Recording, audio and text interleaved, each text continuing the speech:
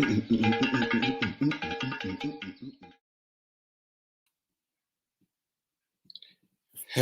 good evening, good afternoon, good morning, wherever you're watching from. And I just want to say thank you for joining me on tonight's program. I hope you enjoyed tonight. It has been a very busy earlier year for me, been very busy at work and a lot of things going around.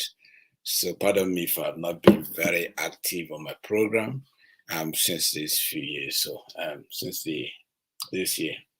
But we'll get there. Okay, there as you see, just other videos coming out, also my posts and other things about things happening around the country.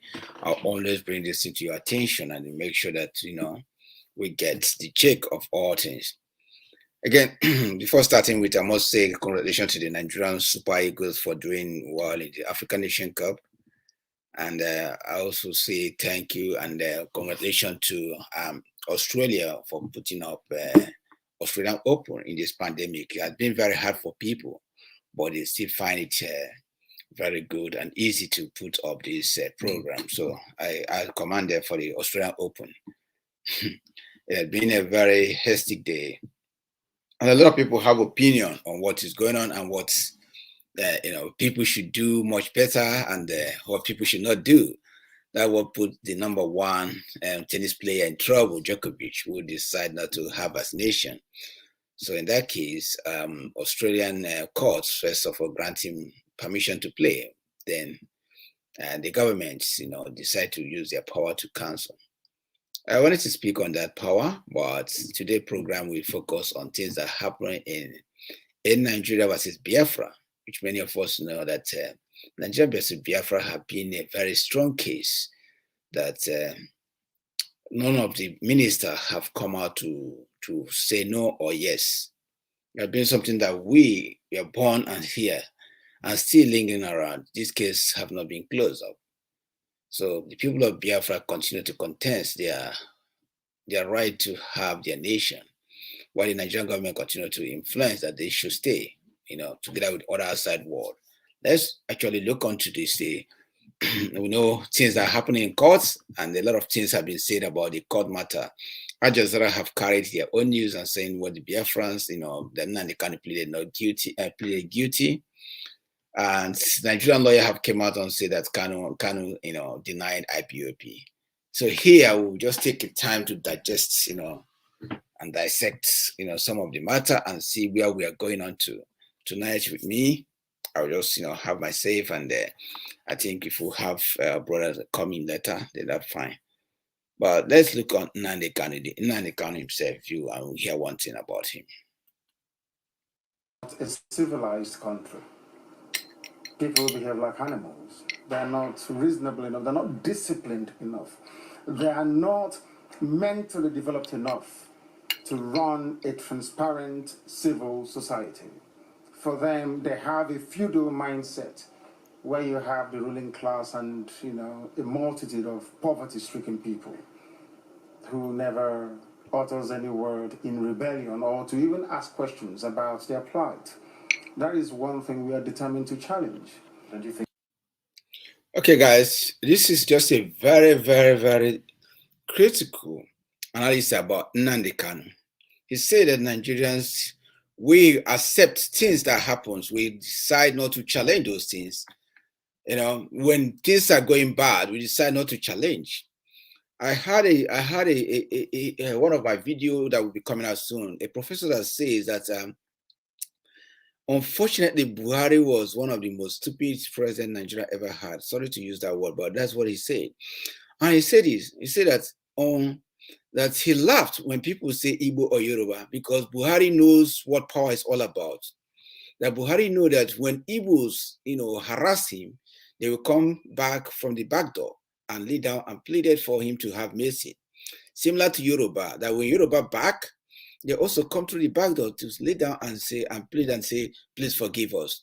So Buhari understand this, and Buhari have his cabinet member who are also stupid as him. They enable him to commit this crime because in Africa, there's no consequence for action you take when you are in authority. Not like when you are like here in the Western world. every decision he make, every action he take will be revised or revisited by your next coming prime minister. And whatever they find that is not meant to be there, you'll be whole responsible. You'll be accountable for that. That makes prime ministers to do the right thing, to employ the right people to help them work in their tenure. I must give credit to Charles Sonyudo. I heard a statement he made. He said, Anambra will not be Anambra, before that. If you are coming to apply for a job, you must have the necessary certificate. You must have the experience, and you must be able to communicate what you came to apply for. So if you came as to apply to be a financial minister, you will be telling him things concerning budgeting, auditing, and all things like that. So you cannot just tell me you study linguistics and go and want to be a bank manager or the finance minister. So I commend him on that. That's what we actually need. That's how it's supposed to work. So that when your junior ministers are talking, you actually know what they are saying. The terms, all this discipline, they have their different terms. Just like doctors, they have their term, engineers and all that, they have their term. So if you don't understand those things, just jump in there. I think you're making a big mistake.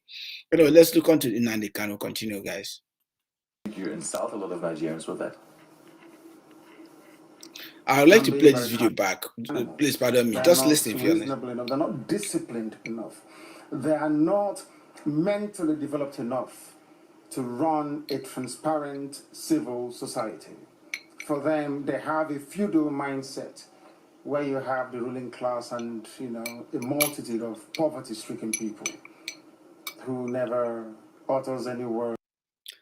And this very word is only a stupid human being that cannot encounter this guy on these words. He have given Buhari the main thing that caused him to look for Biafra.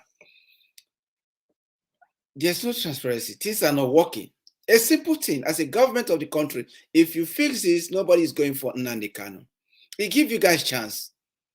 So this very thing does not deserve anybody, any reasonable human being to be in prison because telling you to do the right thing. That's simple.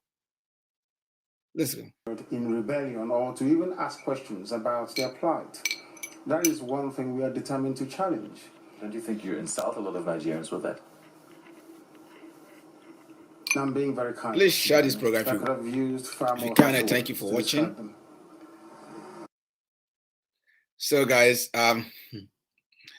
it has been funny that what we heard, you heard in Nnamdi Kanu, how he's explaining about Nigerian, and that's very interesting how you explain about Nigerians, our mindset and things like that. Thank you, good afternoon, and thank everyone. Oh, I haven't seen you for a long time. Thank you guys for watching, and just for a minute, I will just recognize some people that's here. If I put that back, thank you very much for watching, and yeah, I haven't seen. Sorry, I have not been coming out because I've been a bit busy. And thank you, everybody. Okay, who is that? I don't know. Anyway, guys. So as I'm starting today, let me just look at this very man. The program tells us what he did. That is one thing we are determined to challenge. Don't you think you I keep playing this back and back and back again. Let's get this simple thing. I've explained everything about Nnamdi Kanu. But the court case about Nnamdi Kanu is something that we have to look onto now. This very guy, he was the Nigerian government lawyer. And his argument is something that sets the whole arena on fire. After the court's, adjournment of Nnamdi Kanu's case, he came out and told the people before, he came out and told the press before, the Biafran, the cheering Biafran and the Nigerians and everybody interested in those cases that Nnamdi Kanu himself denied IPOB. He said he was shocked for Nnamdi Kanu to deny IPOB. Lawube, we have taken time to look onto that matter and see if what he's saying is true. Sorry, pardon me. If what he's saying is true, we find out that people make this call. I cannot give you the, I will not be here to give you the accuracy, but people say that Nnamdi Kanu denied being a member of terrorist IPOB, that Nnamdi Kanu categorically said that he is a founder and leader of IPOB, not the one Buhari said that they are terrorists, that IPOB is not a terrorist. And Nnamdi Kanu have defined this IPOB before many of you guys, and I hope you guys are listening. Nnamdi Kanu says this, that by birth, you are indigenous person of Biafra, by birth. So it's not necessary that you have to be IPOB member. By birth, IPOB means, I think, indigenous people of Biafra. So if you are from that area or part of that territory, you are by birth IPOB member. So you cannot deny the fact. Fortunately, I am from that part of Nigeria, or that part of Biafra territory. So by birth, I am indigenous person. Like in Australia here, we have the indigenous Australians. That's the same thing. You find people, share in different places. Like South America, you find the indigenous people of South America. In Asia, you find those things. In America, they have the indigenous Americans too. So by birth,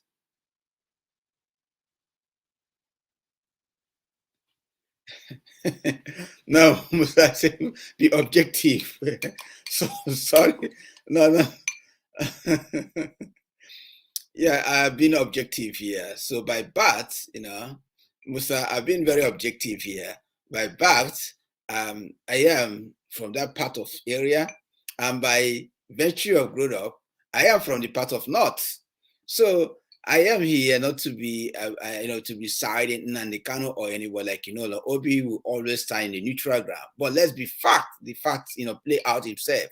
So sometimes when the fact is being said, like Mohammed, when fact being played, sometimes it sounds as if you are siding somebody, but you are trying to be as honest as possible.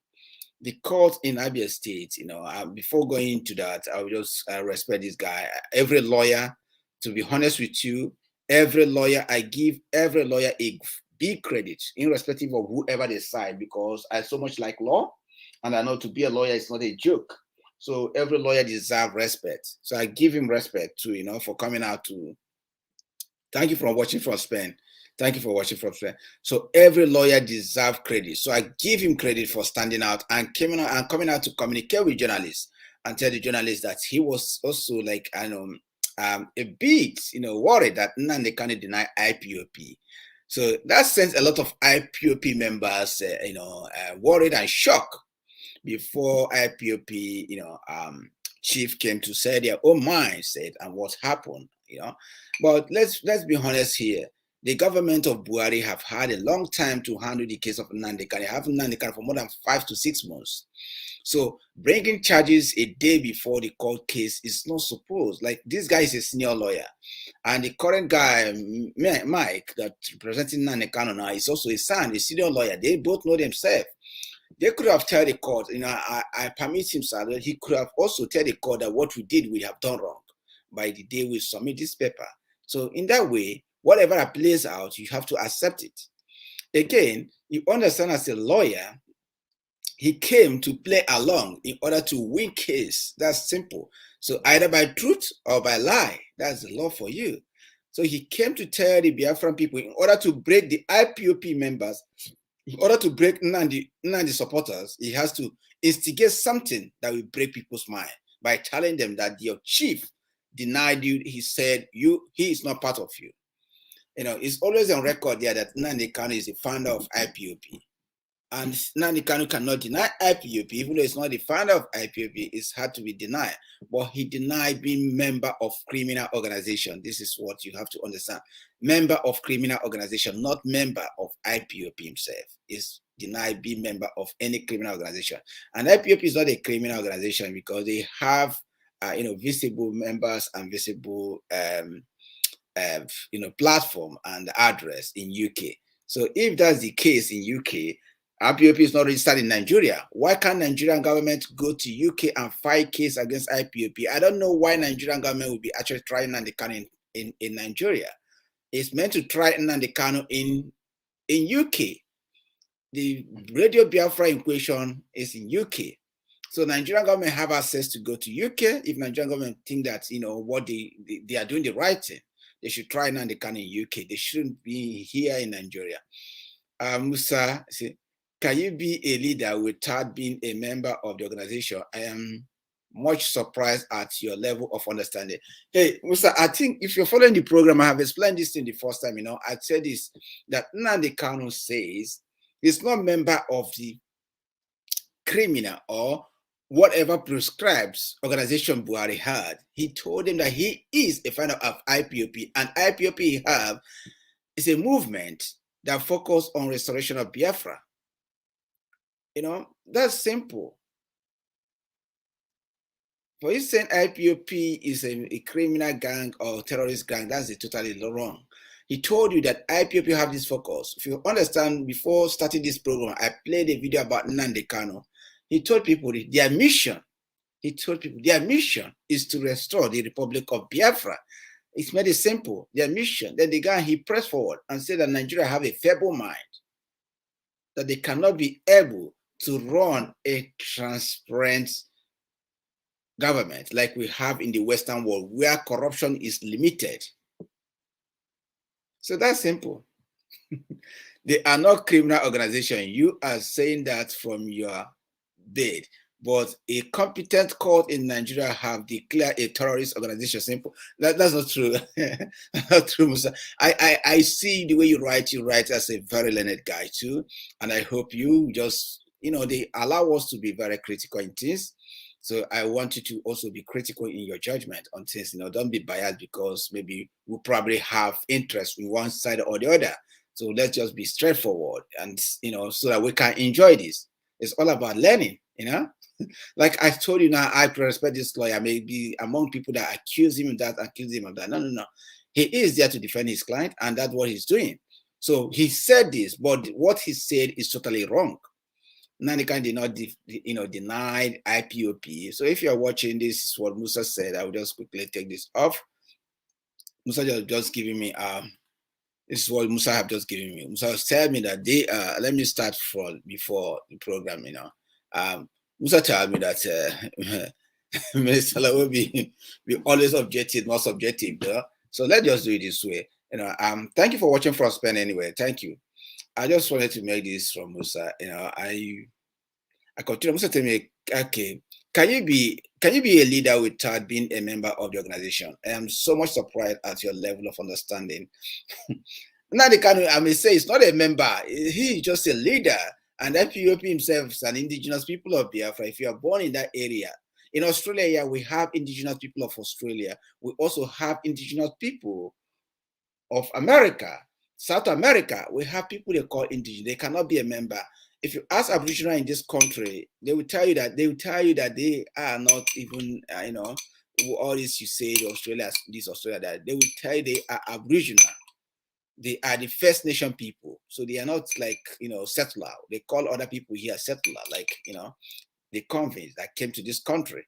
So we should be very, say, they are not criminal organization. You are saying that from your bed, but a competent court in Nigeria have declared a terrorist organization. Simple. I find it very worried. But let's be frank with this thing. We have to be in the right path. So, guys, while this program is going on, let's. I like to, I like people bring their. They say, bring me in. Musa, you have to be very, very simple. Let's not to be very emotional. Let's also just have a simple dialogue. Say, do we have two fractions of IPOB? Tell us, please. No, not two fractions of IPOB. IPOB is just one. And Nnamdi Kanu have just said that he's not part of any criminal organization. And that's something that we have to digest as our people. What does it mean? The lawyer came out and flowed the whole thing that Nnamdi Kanu denied being any criminal guy, a member of any organization. But he is a leader of indigenous people of Biafra that focus on restoration of Biafra, and they are non-violent organization. Okay?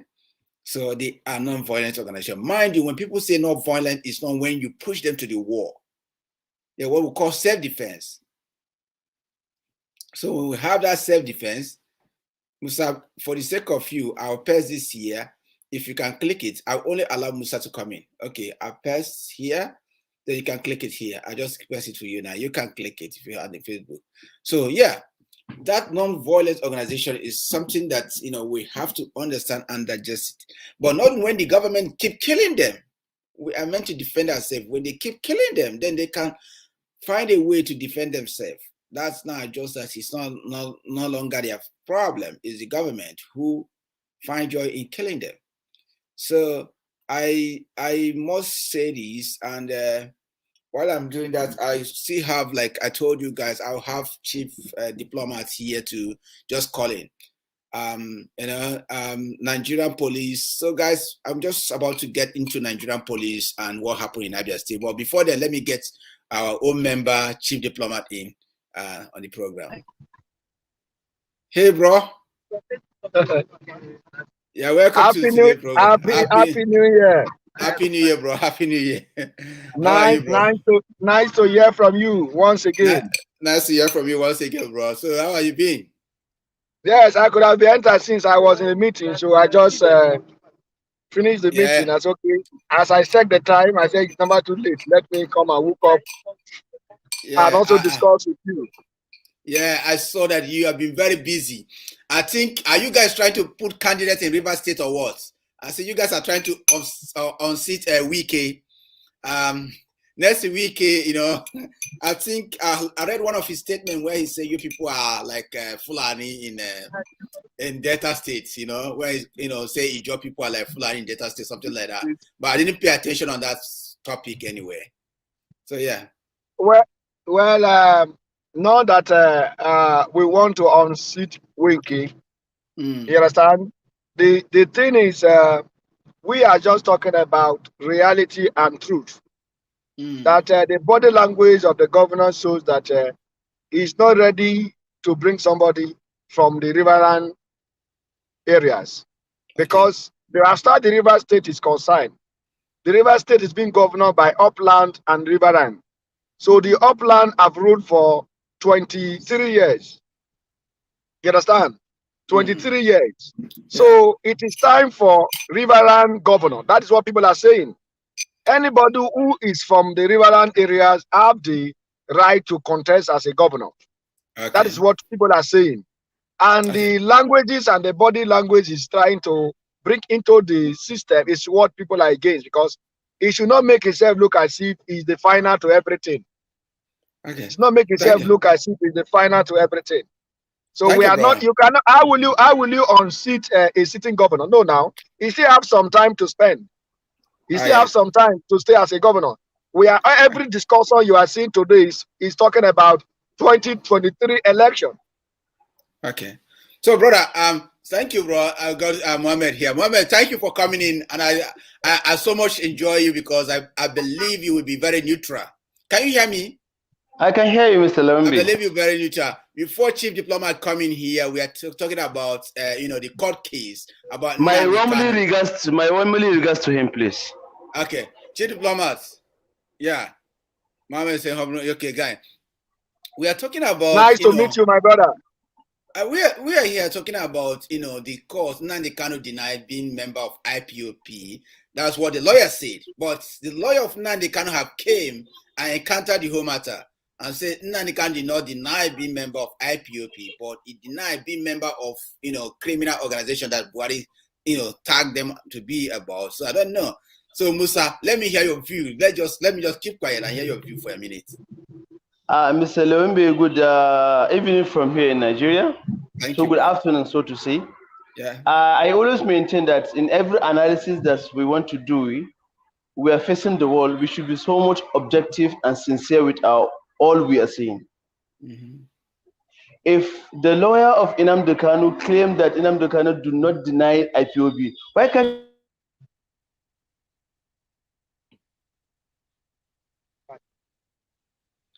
guys, why this thing is just Mohammed is trying to give us more analysis, so the line just cut off, and maybe we'll probably bring him back. So, Chief Diplomat, what do you think about this? Yeah, can you hear me?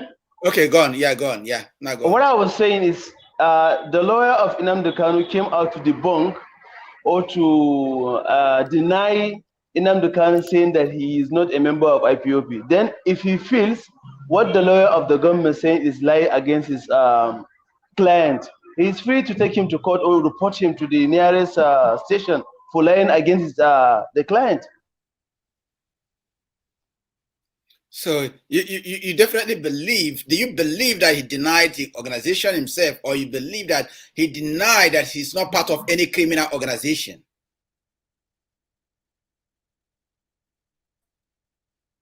But I want to put one. Yeah. Hello, can you hear me? Yeah, go on. Yeah. I have a video of Nnamdi Kanu the day he lied to his people that he went to UK or UN, saying that he is an IPOB member. Why deny it in the court now? I have the video. Yeah, but I heard that he didn't deny that. He didn't deny that he is a leader of indigenous people of Biafra. Do we have no? They are just trying to use they're just trying to meander the information. Do we have two factions of IPOB? No. Then why will someone which is rightful thinking say that he is not a member of IPOB, but he is then being a member of criminal organization? Which of the criminal organization that the computer court in Nigeria declared him as terrorists? It's the same IPOB. Why will he say he's not a member of that particular? Why will he say so? Anyway, 1 minute. I'm chief diplomat. Can you just think about this we are saying? Maybe you have heard about that. So what do you think? Yes. Thank you, my brother Musa, and Mohammed. Mohammed. Yeah, thank you for meeting each other today. And this is the first time we have been meeting ourselves in year 2022. So before I continue to bring my own observation and my contribution, it is good I introduce myself so that the viewers and you, my brother that came in, we also know ourselves properly.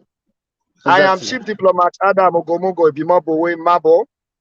I'm the Chairman Ijaw Youth Council, IYC Abuja, and the Northern Zone. Okay. And also the founder and the national president of the Progressive Youth Leadership Foundation of Niger Delta. And it is a pleasure to meet with you. And based on I appreciate. Based on the point of discussion, like what our brother Ushe raised, yes, the Nigeria government declared IPOB as a terrorist organization by Nigeria government. Yeah. Now, those who are members of the IPOB still also have the fundamental right to say the organization is non-terrorist. Because when matter went to court, every lawyers declined what they say is what they use to interpret. And Nigeria government also have right to say they are terrorists. It's a point of argument. And when a case is in a competent court of jurisdiction, it is left for the judge and the lawyers who are in part of the case to look at it and follow it with due diligence based on the rules of law, by the law that govern the nation. The nation. Thank you, my brother. So when you look at it, Nnamdi Kanu also have right to say he is not belong to a terrorist organization. He is trying to debunk the fact that the Nigeria government prescribed his own organization as terrorists. And now, as far as he has the freedom of speech, he has the right to say, Nigeria government, my organization is non-terrorist. And this is what is happening at the court now. And I believe that when a case is in the court have the right to do the final judgment, because they have already said that they have given him 15 court charges. 15 court charges. Yeah. And I think it is the responsibility of the Nnamdi Kanu lawyers to look at those charges and also to come up with holistic areas where they can also go to amend. That is where you see the competence of lawyers and competence of barristers. So it is left for court to decide who is who. Because for now, none of us can give judgment as far as the matter is on the court. None of us can give judgment. until the court decide where everything went to. So on Thank you. this note, we can only discuss as a people and also to bring out our opinion as a citizen of the country. The problem Okay, there is that we always come here to discuss about the activities of IPOB and all. Most time I like Ushe can also attest to that. That me, I am not a Biafra as far from Niger Delta. I don't belong to Biafra.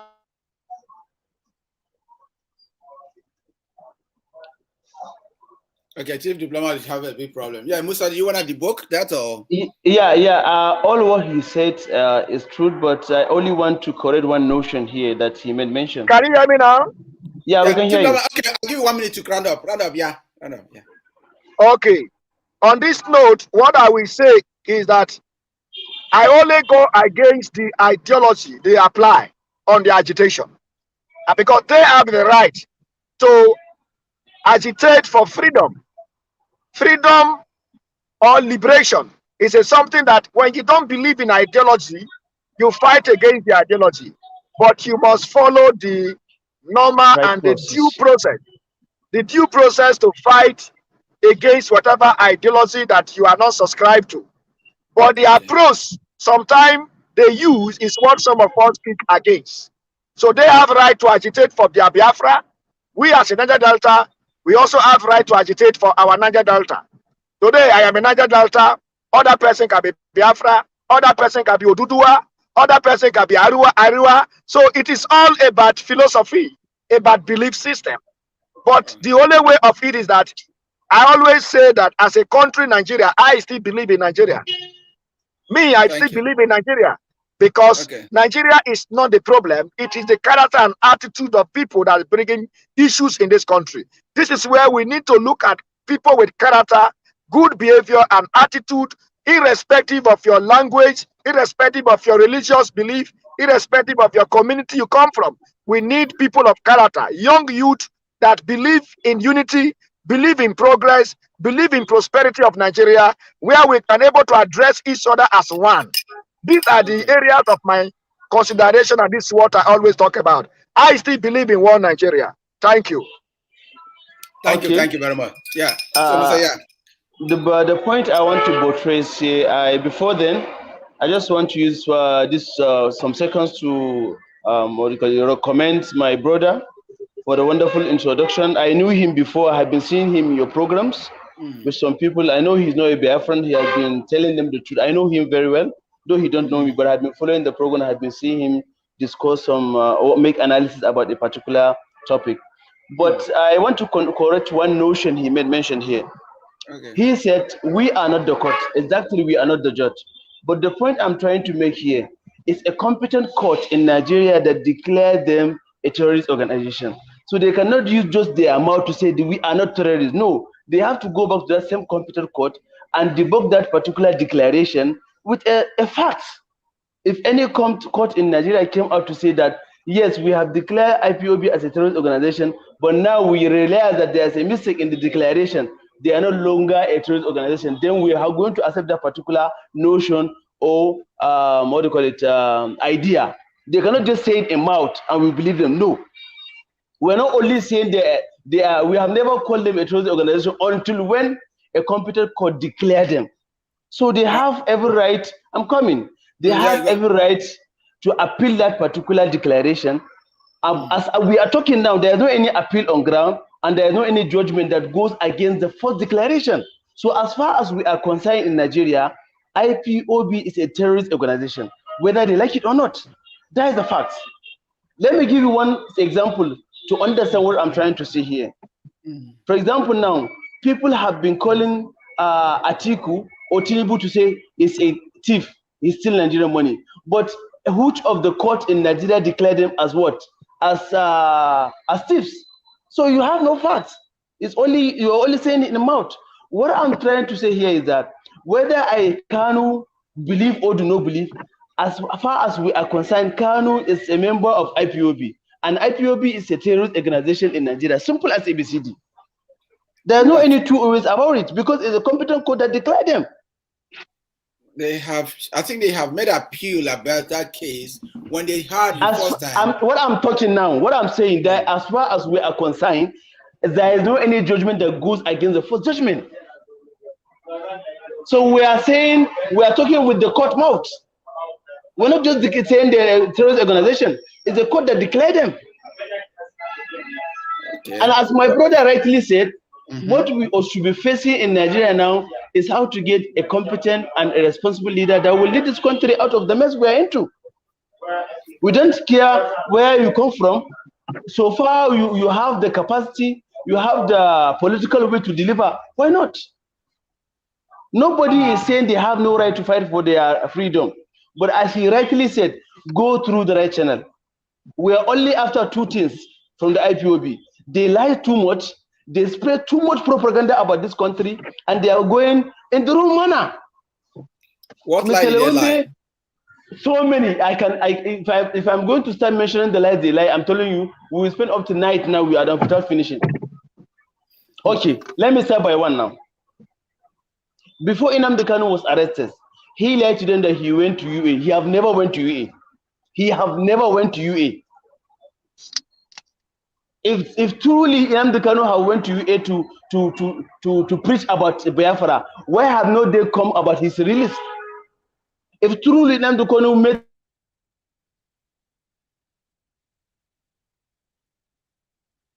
okay, like guys, we have lost Musa. You know, Lawube, we sometimes you may not agree with people, and you will still debate with them. We disagree to agree, because when we come to this kind of debate like this, that's when we get the bigger side of other people we have, other people's view. It's not only about your view. You debunk your view. That's what your lawyer went to court to debunk. About Biafra. Hello, can you hear me? Yeah, no, go on, yeah. Okay, number two. Okay, I'll give you 2 minutes, yeah. Okay, number two. He has lied to them that Fulani are coming to Southeast. How many kilometers have remained to Fulani to reach the Southeast? None of. Since when Nnamdi Kanu was arrested, since when this guy Sunday Ibuho was arrested, have you ever heard about killing about Fulani in Southeast or in Southwest? Have you ever had that? It shows you that they are the one doing it. They are just trying to use ethnic profiling to brainwash their people. Can you remember the cannibalism we saw last 2 months in Southeast? Eating meat, people's meat? Who are the one doing it? No. I can't believe that Eastern are eating cannibalism. No, I don't believe that. You know, that is my problem with you. Don't try to relate with the reality. Who are the one doing it? So do you believe that Biafran have their own right to self-determination? They have every right to claim to call for their self-determination. What we are saying, go through the right channel, and the right channel has been stated. Number one, they have to go back to see the Montevideo National Convention of 1933, study it. Number two, they have to hold their elected officials responsible. As I'm even talking to you now, are you aware there is no any column for referendum in Nigerian Constitution? Are you aware? Yes, they have never told their people. No, they have not told their people. Mohammed, we'll come there. Do you know that the Northerners, they have, I was listening to their lawyer yesterday, when they went to court, they say there's nothing like referendum in Nigerian Constitution.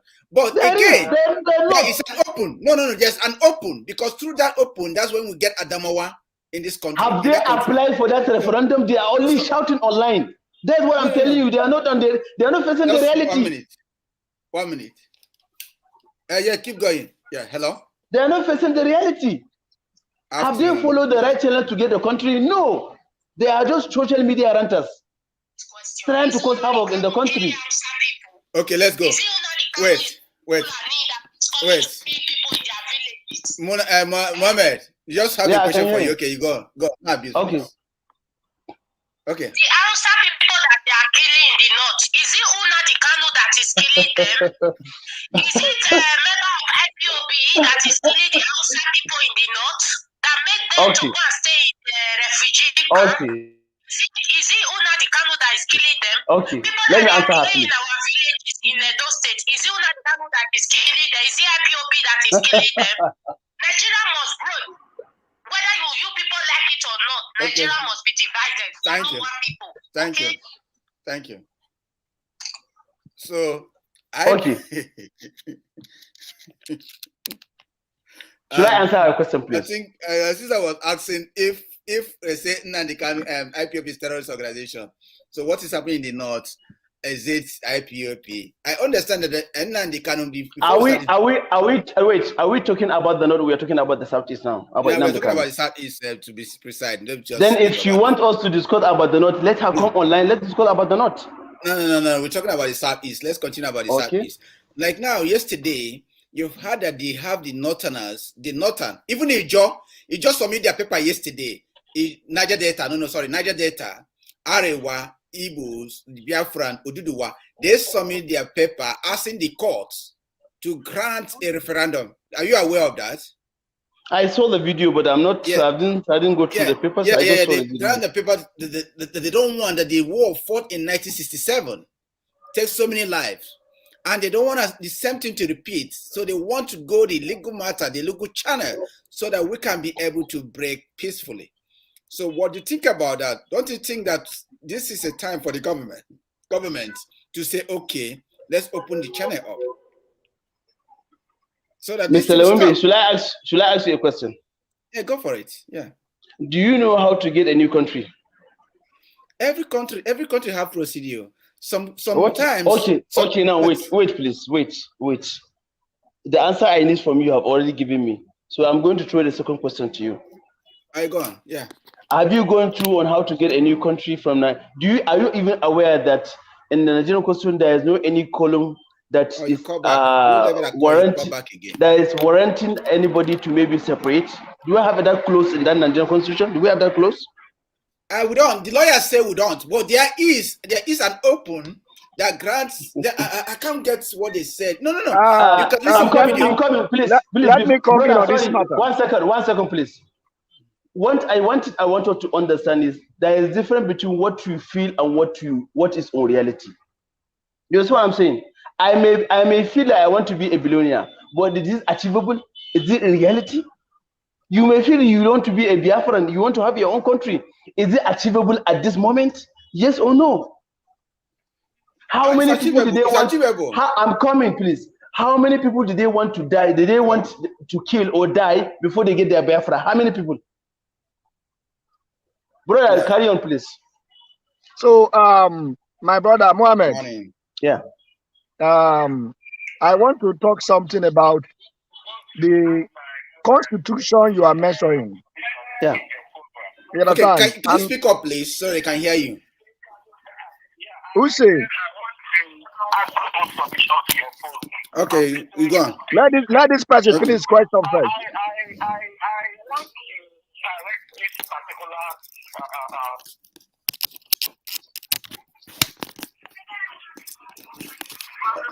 Okay, go on. Hello? Yeah. I want to direct it to that Salima and Deji, according to program with. And I want to ask him, why is he hatred towards the people? What is it? Hello? Please don't use any word that is hatred or something. We are here just to share ideas, and the same idea is something we share in the court. You remember? Nobody abuse each other. Let's just be critical in things.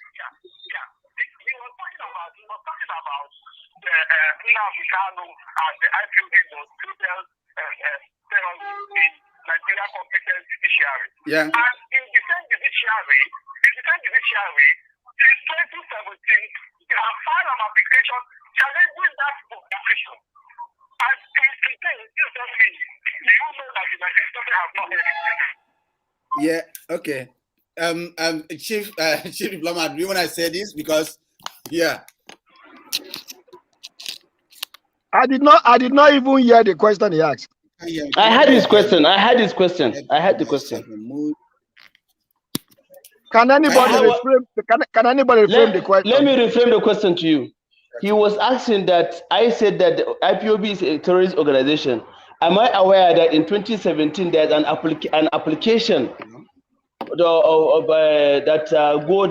they wrote to the court about that particular declaration, but what is the outcome? That is the point. That is the question he was asking. Okay. Okay. Yeah.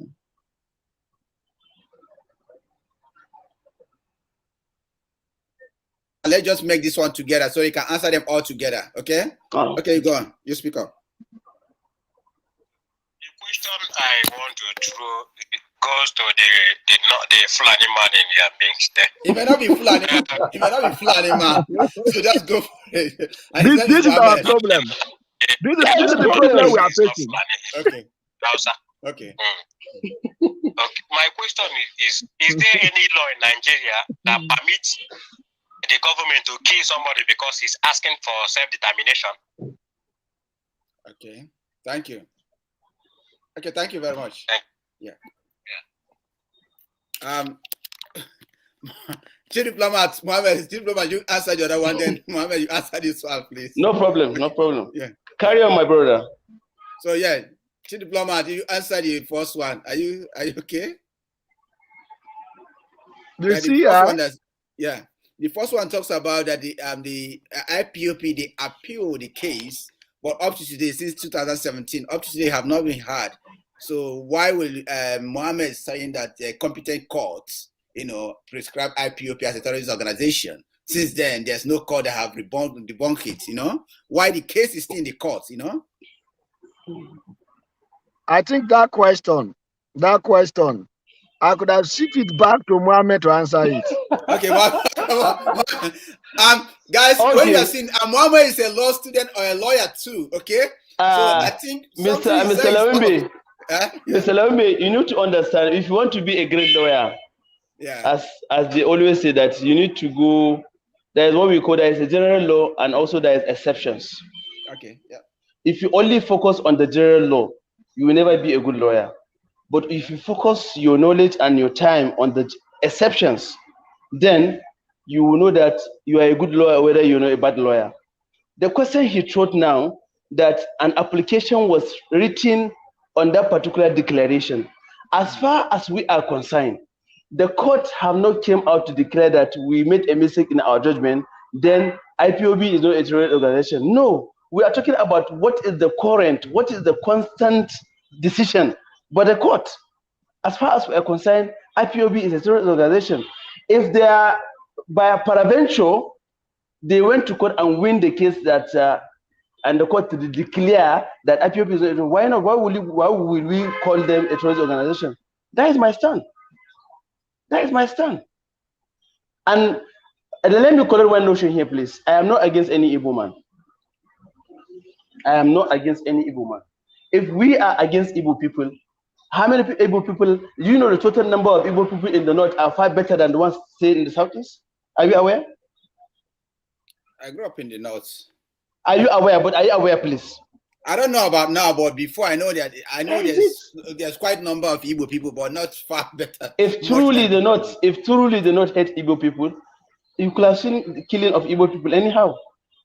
Igbo people that are there, they could have been going back to the southeast. With the total number of family they have, business and everything and investment, they could have been started going back to the southeast. But I'm telling you now, if you're going to do what we call a random selection, or what we do sampling, taking of sampling, ask people or interview people that are staying in the north, are you ready to go back to southeast? They will not go back, because they know that they are free and they are doing their business peacefully without any molestation from anybody, any northerner.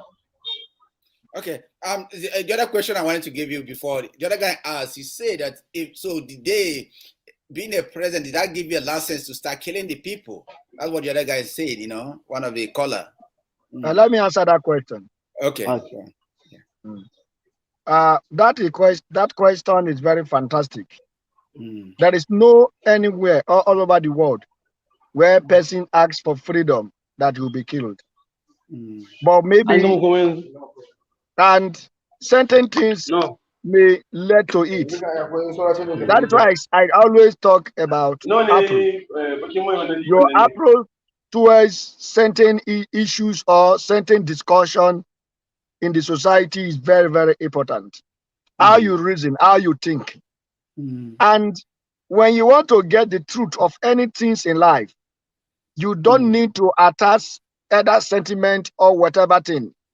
Always stand for the natural law that is bounding everybody, irrespective of your language, irrespective of your belief system, irrespective of your political party affiliation, because truth is always true. So if you are agitating for freedom, you have a right to agitate for freedom. And when you agitate for freedom, nobody have right to kill you when you are agitating for freedom. It's except you go the other way of not using the best approach or the best method to do what cannot cause or foment trouble. Like what I always say by the other time, that you don't ignite crisis in your house. You don't ignite crisis in your bedroom you are sleeping. Because immediately you do that, you have invited your enemies to your house. So on that question says that as a freedom fighter, whatever you are agitating for freedom, there is nobody can kill you for fighting for freedom. That is the answer.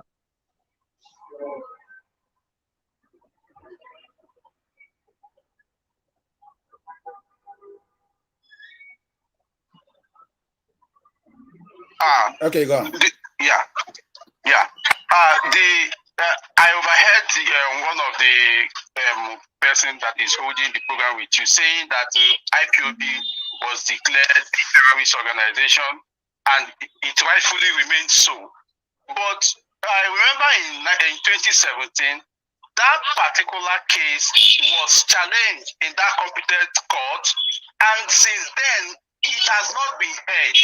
Not as if they don't know the right thing. They intentionally didn't want to hear it because they know they don't have any substances, they don't have any point in charging or declaring that IPOB as a terrorist organization. They know the facts. That is why they are dodging, they are avoiding that particular case not to be heard because they know what the outcome will look like. Okay, let me just I ask you something before I continue. So because the whole thing have not been debunked, is IPOB a terrorist organization because it still remains there? Now, IPOB, if IPOB is meant to be a terrorist organization, as you people claim, why haven't we have... No, we are going by the court, please. Are you listening? Am I with you? Yeah. Now, if IPOB is a terrorist organization, why haven't other international communities and other international countries declare IPOB as one? Why is it only Nigeria that is calling IPOB a terrorist organization? Why is it so? Because Nigeria know what they are doing. Nigeria is one of the worst corrupt country in the world. Worst, a criminal country. Okay. That is why you see them doing what they are doing. They know the truth. Now, the other day, the Arewa, the Yoruba, Oduduwa, Ijaw, Efik, all of them gathered, demanding for I didn't see anybody being arrested there. I didn't see them calling this lawyer a terrorist. Okay. The same thing these lawyers are asking for is the same thing Nnamdi Kanu and IPOB is asking for. But look at the way they handle them. Okay, thank you very much. This imbalance in Nigeria is getting too far. And if they don't do it the right way, I believe one day, even they themselves in Abuja, they will on the way. It's just a matter of time. Okay, thank you very much. Thank you very much.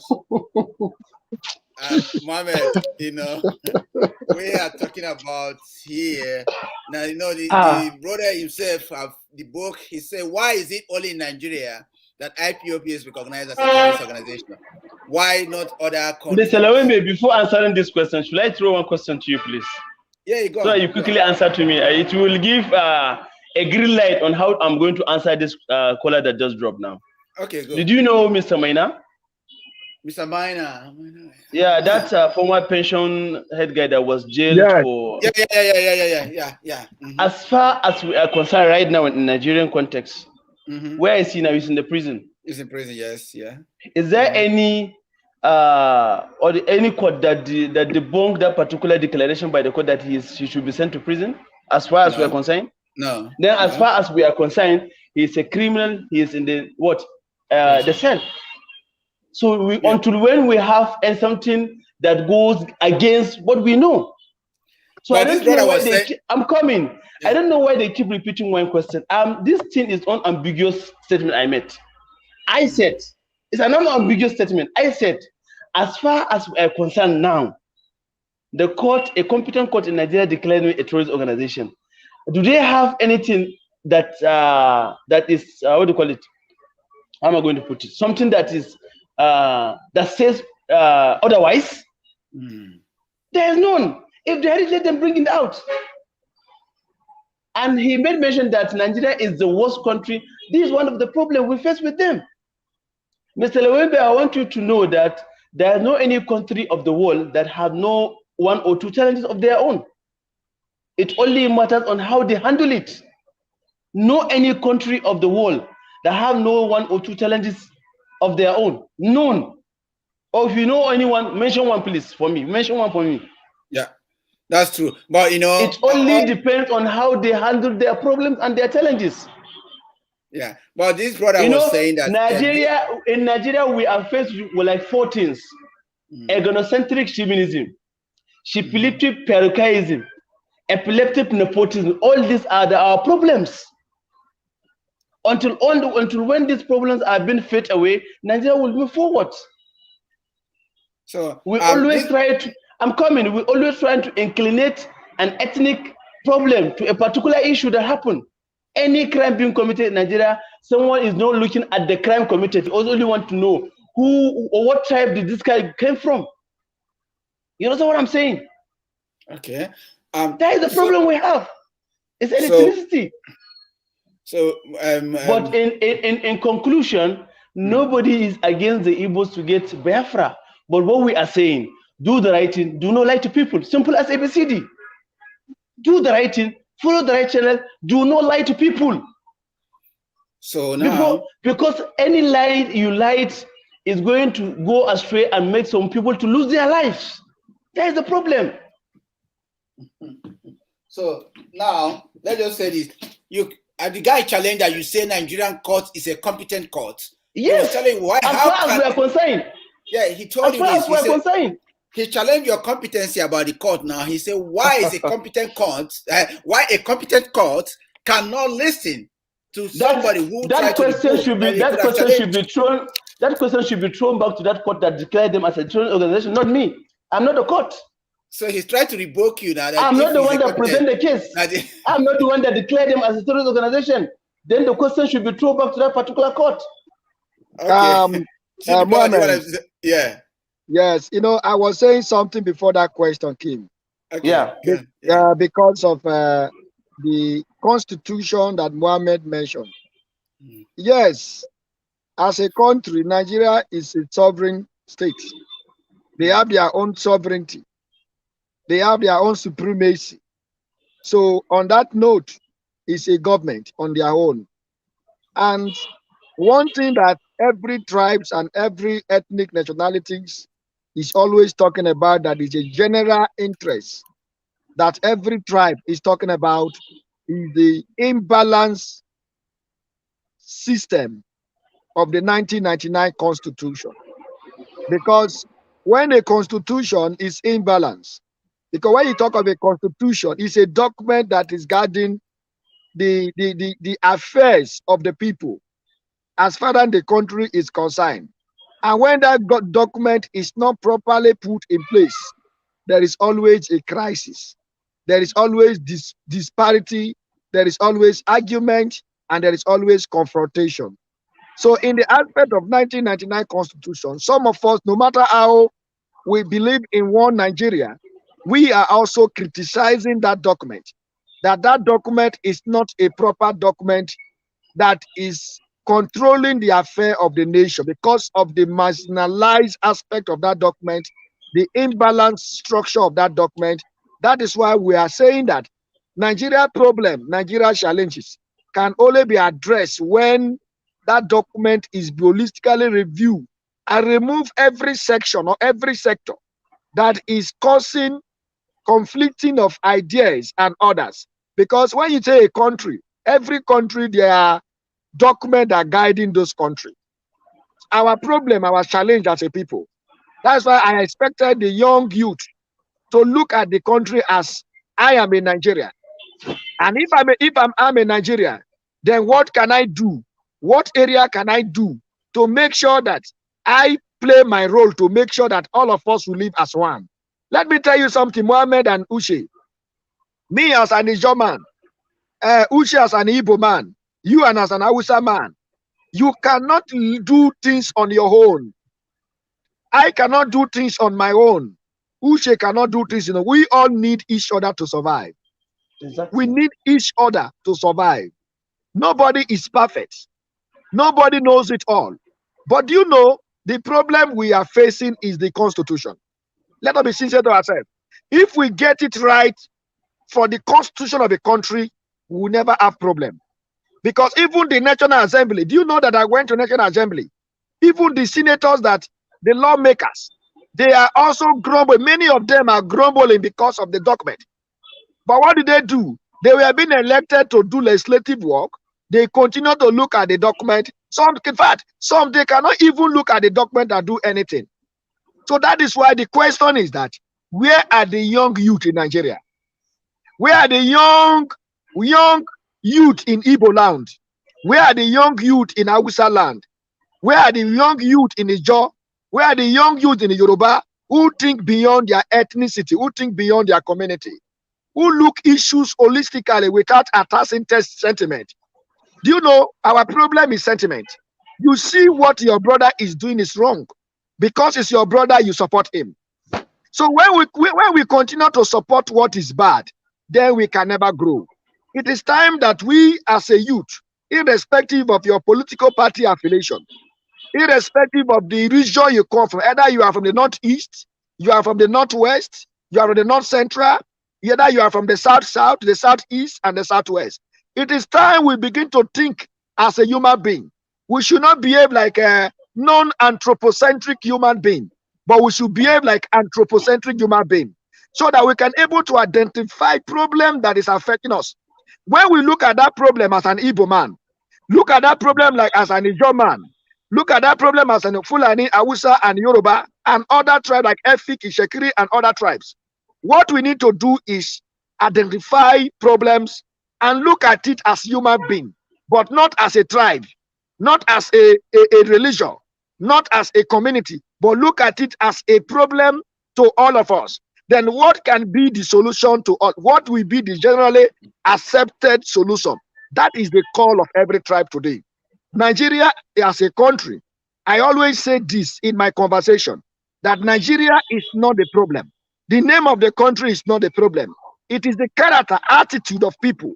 Who are those people in the government house? Are they really doing what they send them to do in that place? Or they are doing business on top of human beings or on top of other people? So let me tell you, my brother,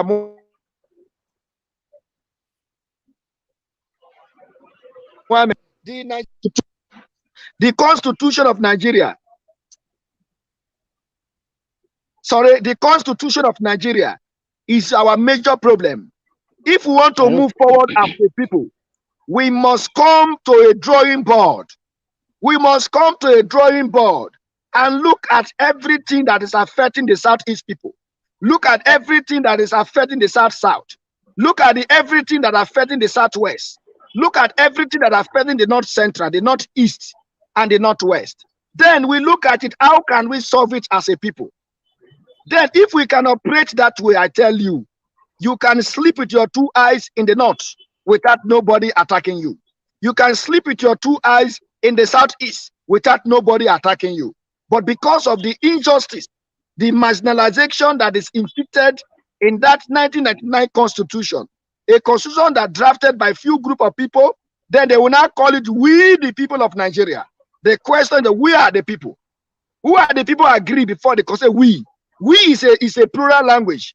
We are those people that agree that this constitution, that if you say we mean that the constitution concerns everybody, every tribe, every religion, every community. That is we. So not I, but we. So on that note, what I'm trying to say here is that I always say this, that the Southeast people, as an Ijaw man, the Southeast has been marginalized in terms of federal power. And even we as from the South-South, look at the thing, my brother Mohammed. I want to say something. I look at it. When the Niger Delta, the environment is being destroyed by oil pollution and everything, it will not be a Nigeria problem. It will not be our problem. Exactly. You understand? But when the money from the oil coming to federal government and when pipeline is being destroyed, it will be a problem of Nigeria. But they don't care about the living of the people, how the people are living. The people who are living in the environment, how are they surviving? How are they managing themselves? It's not a problem of Nigeria. But how to drill the oil and how to cause gas flare to affect the living standard of the people does not be their problem. But how to get the oil out of the place and make more money for their own benefits, if that is what their own challenge. These are the issues. Oh yeah, look at the Northeast. The Northeast now. The Northeast has never produced president. As far as Nigeria is concerned, look at the Southeast. The Southeast has never produced president. Then look at the South. The South, even Jonathan Goodluck came. He ruled 4 years. And the South people also still marginalized. Because the 2 years of Jonathan Goodluck was Yar'Adua. Yar'Adua ruled 2 years and he died. Jonathan Goodluck took over because of the law of the country. And Jonathan Goodluck ruled the 2 years of Yar'Adua before he ruled 4 years. Even the South people, Jonathan Goodluck was thrown out of the power in the Asarok without considering that this man comes from a place that the resources are feeding the nation. So these are issues of marginalization we are talking about. The Northeast people. So then let me tell you, my brother Musa and Uche, if you want to talk about marginalization, look critically about the country. You will realize and understand that this marginalization, not one person, it affects different group of people. And if this thing affecting different group of people, it is time we come back to a drawing board and identify those problems and make sure that we get it right as a young youth. And look at Buhari we are talking about. We were so small. Buhari was head of state. How many years he was his? How old was Buhari then? Olusegun Obasanjo, and then Soyinka, and then the Abubakar Tafawa Balewa, and to mention but few. How old are they then? The date that is the maximum date of them was 30-something. The rest are 20-something, 20-something, 20-something, 20-something. Then look at the National Assembly. You see old men of 60 years, old men of 70 years that supposed to take care of their children sleeping. How can those people read book? Can they study what is considered an amendment? So then this is the problem. I don't want to go there. No, this is the problem. Why should we allow old men to rule young men? And again, with their age, look at their old age. One thing about life, the more you grow older, your thinking change, your system change, your reasoning change. So then we are talking about contemporary realities. Can these people create change for us? No. Even this one, people are saying that president, that this one is coming out. I want to contest for president. What can you? Chief diplomat, today you have to unlatch you. Anyway, Chief diplomat. Okay. I hope your phone is okay. Hello. Hello. Understand? And what happened to the young youth? Okay. The question is that those old men are they not? Why did they not use the money to sponsor young youth to contest for president? Those money they have. Why did they not use those money to sponsor young men to contest for president? Must it be for them to be a president? Chief diplomat, may I chip in now? Honestly, I have listened to all you said, and you have said nothing but the truth. But the point I'm trying to buttress here is, are we the youth of Nigeria ready to lead this country? Do you know why I ask this question? You see, let me just use one person as an example. Mr. Sowore in 2019, Omole Sowore came in, contest for a president, and he was nowhere to be found in the contenders. But now he's just a social media ranter trying to draw traffic to his speech or to his newspaper. The point I'm making here is that all this he mentioned about 1999 constitution, yes, agreed, is our problem, but we need a process to change it. We cannot just wake up one day and just say holistically we are taking it out down. No, it needs a process. It needs a meeting. It needs organization. It needs development. All this one, you need a process. But before the process being achieved, you cannot just sit down and say that because you are processing something, you sit down until when you achieve the process before you can do something for your life or something better with your life. What have the youths done to themselves to see if they improve our lives? Let me give you an example.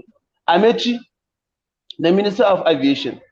Is it aviation or transport? Yeah, No, yeah. Minister of Transportation. Minister of Transportation. Are you aware he starts his political career from a local government chairman? Are you aware? Yes, yes. He was a local government chairman. He was a state house member. He was a reps member. He went to the Senate in Norway before he became a governor. You And cannot he was just a wake former up. speaker. He was a former Thank you speaker, very much. Rivers State Former House of speaker, Assembly. Rivers State House of Assembly. You cannot just wake up as just because you are 35 years or 25 years and say you want to be a president. It's not possible. Your political, what do you call it? Your capacity or your thinking faculty, you cannot give you what you want at that age. At that age, you need to start from somewhere. If I were Omole Oshewori, which state is he from? He's from I think Ondo he's from State. Kwara. Ondo. No, Okay. he can contest for a Senate or House of Reps, or try to be a governor for that state. But jumping to be a president, I think, is the one of the biggest error he made. And because politics in Nigeria need what we call developmental grassroots. This is what Tinubu did. I've told you now, none of our politicians, Tinubu and Atiku, have what we call the political grassroots from all across Nigeria. And they do not do it in 1 year or 2 years. They spend so many years doing it. Each election comes, they will try to see that they pick some people to be what? They are boys. But you cannot just wake up one day and say you want to be a president of Nigeria without doing anything. It's not possible. I agreed completely with what my brother said. Agreed completely. But we need a process to start from somewhere. But Musa, As him now talking now, I will agree or support him to say he should contest for what? What do you call Bielsa governorship election? Crowd the youth, let them vote him so that he can bring some changes or some ideology he has in his own medulla oblongata on ground. From there, we'll move forward. Yeah. That's what I'm saying. But Musa, in terms of this Nigeria, we are saying, Nigeria have a very big problem. That's the sector of this. I agreed completely. He certainly said, yeah, Nigeria is not a problem, but the leaders we have are the problems. I always have this. Then how are we going to change them? They are not just being appointed. For example, let me give an example now. My brother knows that in Nigerian context, you cannot just be appointed as a governor. Though we have 1 or 2 challenges in our elections, but I bet you elections count in Nigeria. If elections do not count in Nigeria, none of our politicians will go around all the local government in particular state to be a governor. None of our politicians will go around all the 30 states to be a president. It means 70 to 60% of our election count. I agree with you. Simple. Then you have, it's a process. For example, now the Southeast are calling that the parties should zone their candidacy to the Southeast. What political grassroots have they developed? They have spent their many years calling about Biafra, where people have moved forward.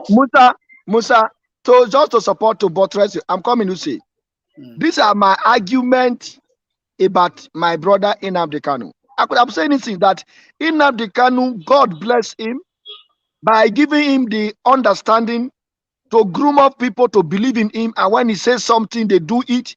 He could have used that ideology to structure Southeast by producing councillors, producing various state house of assembly, producing governors in Southeast. By now, they could have challenged Nigeria government based on the state governors and house of rep members and local government chairman and the critical stakeholder from the Southeast. But he get it wrong without reasoning the attitude of politics. Because as Nigeria is concerned, politics determine where you sit down, politics determine your economy, politics determine anywhere you go. That's why you see that average Nigeria big men, everybody want to be a politician. Yes. Politics become a lucrative business in Nigeria. That's why the people who have occupied opposition for 8 years, they want to continue in Senate. From Senate, they want to continue in president. They don't want to leave power because they know that where they have the command is politics. Politics determine whatever thing they do. And that is why I also want to say that the youth need to think about that. And like what he said, I agree with you. You must start from somewhere. You cannot just jump up early morning and say you want to be this. You must gather experience. You must gather the knowledge. You must understand the environment you are. Like the Sowore you are talking about. Many people criticize Sowore. Why? Because Sowore get it wrong as a young youth. Even his local government from Apoy. Sowore is from Apoy clan in Ondo State. Sowore by tribe is an Ijaw. Are you hearing me? The Apoy in Ondo State are Ijaw people. You understand? But do you know, Sowore as a person did not even get vote from his own local government or his own ward. You see the problem? So how can you become a leader when you have not even have command in your house? You must have command in your house. And that is what can give you this moral for others, because somebody must talk about you. As Mohammed, as you are here, even we that speaking here, we cannot speak for ourselves. Exactly. It's people that is going to speak for us. Exactly. And it is a character. It is what you build on. When people believe in you, they believe in your philosophy, they believe in your capacity, and they are following you. And you must make sure that you should not mislead them. Because immediately you mislead them, that God gift, that wisdom, that talent become perish. That's why the Bible says that those who believe in Bible say that our people are perished because of lack of knowledge. Knowledge. Exactly. You understand? That what I always tell people. Before you go ahead, please, something tipped into my memory now. Do you know who is their hero in the Senate House? In the Senate House? Yeah, Abadibi is the hero of IPOB. Yeah.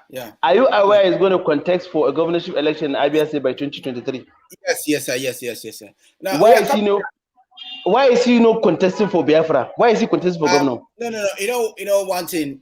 Like Biafrans, they're trying to strategize themselves. I'm saying this. See, people ask me. No, wait. People ask me many times. Are you for Biafra? Are you for this? Let me tell you this. Whether Biafra or not Biafra, I want peace for the country. In this country I am, we have Yoruba, Igbo, Hausa, Greek, Scottish, French, all different tribes, even Indians. We have Chinese. We are all Australian. Okay? Once you say Australian, we are all Australian here. But you know what? The country, whatever that comes in, we go by votes. We try to make sure that people, the majority win or lose. If you lose, then that's it. Not killing people. We give everybody a chance. Like here in Australia, one of our ministers was egg. When we call egg, they pick on egg and egg this man on his head and didn't kill anybody. People actually contribute money and tell the guy to sue the minister if the minister abuse him. But in Nigeria, you cannot do that. What my problem is that the government, Nigeria have three things to survive. One, either to dialogue with IPOB members and to Oduduwa and Arewa. No. This is simple. You see, that's why, we will not dialogue with the criminals. No, they are not criminals. No, they are criminals. Okay, I will give you examples. I will give you examples. Wait. I will give you examples. I disagree with you. No. Wait. Don't even talk about dialogue with them. No. This is simple.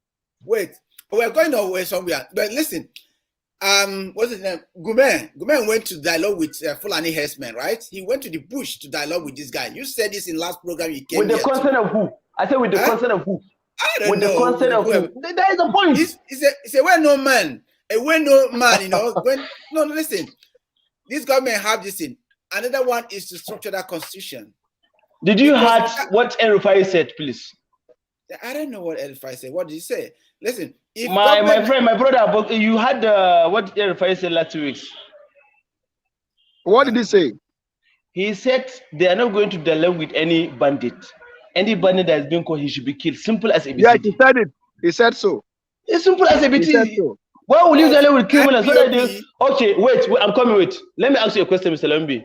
Yeah. If you dialogue with IPOB now, what is the stand of those who have died? Because of their lies, I'm coming. Because of their lies and propaganda. That's what I'm telling you. IPOB never kill their own people unless the government, they always oh my God. No, I'm not here to defend them. No, but this is just a simple thing. We have to go. Uche Emmanuel, let us be sincere to ourselves. I'm trying to be sincere as much as I can. Have you? I'm coming. Wait. Have you not been following them online the way they are giving command to be killed for people to be killed? Are you trying to tell me you have never had Nnamdi Kanu commanding people to kill policemen and soldiers? You have never had that? Wait. Nnamdi Kanu, when something like this happens, is when wait. Musa, we have to. Oh, is that a yardstick for him to command to be for police to be killed and soldiers? Is that a yardstick? Nigerian government. Wait, Nigerian government. Is that a yardstick? No, I'm telling you that the best way if Nigeria wants to go ahead, Nigeria have to dialogue with IPOB. They will not dialogue with any criminal. Ushe, let me say something. I was saying something before network. You guys should give me Muhammad. Yeah. In every country, when issues come, people must definitely come to round table. Coming to round table means that they want peace, they want unity, and they want progress. Please, no abuse, please. I'm coming over. Please. No, sorry. Second thing again, right? No abuse, please. You just second thing again is that the problem of the IPOB is that the method and the approach they use. If they did not say, because why the thing is affecting them is that they declare themselves they are not Nigerian, that they are government on their own. You cannot be a government inside government.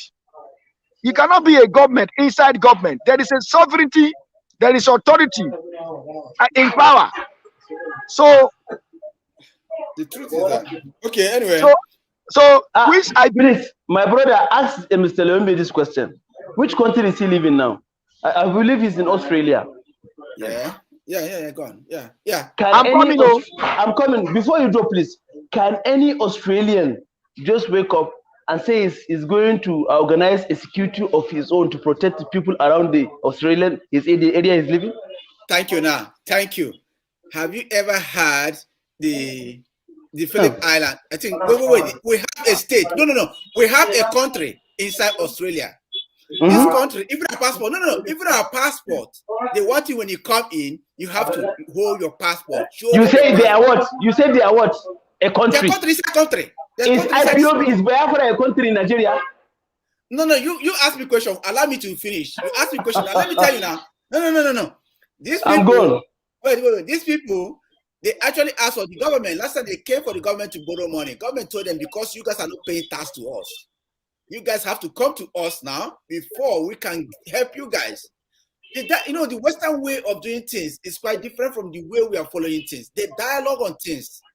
Okay, you have seen. Okay, you said. But I'm coming to Ushe. Those people, did they call themselves a different government inside of Australia? Yeah, they do. I told you. What is the name of their government? What's the name of the government? They have their own different island, different in everything. No, what is the name of their government and what international passport are they using? Check Fraser Island in Australia. It's not far from Sydney. Different thing entirely. No, we have not answered the question. Quite different. We have not answered the question. No, I'm just telling you now. In Africa, in Nigeria, you will not allow that. Nigeria, what you can tell me, Uche, what you can tell me, I can believe is that there are a group of people, but they are still Australians, but they are agitating for something. I will agree with you, but you cannot tell me they are a government on their own inside Australia. No, they have their own parliament. Check that Fraser Island. Internet makes it easy for you. Okay. Do IPOB have parliament in Nigeria? No, IPOB does not have those things. Nigerian government will not let them do that. Okay, are you with what? Okay, I heard you one time supporting the creation of ESN. Why did you support that? Yes, thank you. They have Isba in northern side. When I was growing up in wait. I'm giving you instance now. Wait. I grew up in the north, right? Don't wait. So let's be honest. I grew up in the north, right? When I was growing up, before Boko Haram, people don't know, they have people they call Iza. Please, you are sending this information. You are sending wrong information. No, please. I'll not allow you to continue. No. You are sending wrong information. Let me clear this air. No, let me clear you on that. I know more than you know in the north. Please wait. Musa. Wait, please. You can allow you to speak, right? I don't allow you to send information. On this note, Musa and Ushe, I want to take the floor. I want to take the floor. I want to take the floor. Hold on. One question. Wait first. Never ask question. Carry on. You did not answer my question. I asked question, but you did not answer the question. Well, which question he asked? I asked you question. You did not answer. You were just doing explanation. You have not answered my question. No, you ask again. What? Musa, allow me. Musa, keep jumping on my case. Allow me to finish this case. Okay, carry on. Go on. Okay. I'm listening. Let's leave that way. Okay, let's do that one again. Let's talk about this. Simple. No, we're not living in this area. We have to clear the air. You have sent erroneous information. Yes, because they are viewers. They are viewers all over the world. They are viewers all over the world. So we have to clear whatever thing we are discussing here. You're saying two different things now. You're saying two different things. Wait, Northerners have various security. You know, they have Sharia security. Mention him. Don't just make it clear information. Mention him. You know, they have, how was Isba created? How was Isba created? No, you have to answer it. Wait, Musa, let me continue to tell you. They have Isban. Nobody. How was Isba created? Wait. They have Metesina. They Sima. Wait. Musa, let's calm down your own. These people, they go to your hotel. You know, they go to your hotel, they put prostitutes, they deal with them, they break BS and do other things. Now, Eastern security, you say, why did I support Eastern security? The West, Yoruba, they have Omoteke. The Eastern security, the creation of Eastern security, listen, this is the creation. Nnamdi Kanu say, we created Eastern security in order to protect our land. He did not have the infantry to create a security upon a nation. Wait. He didn't have that infantry. Wait.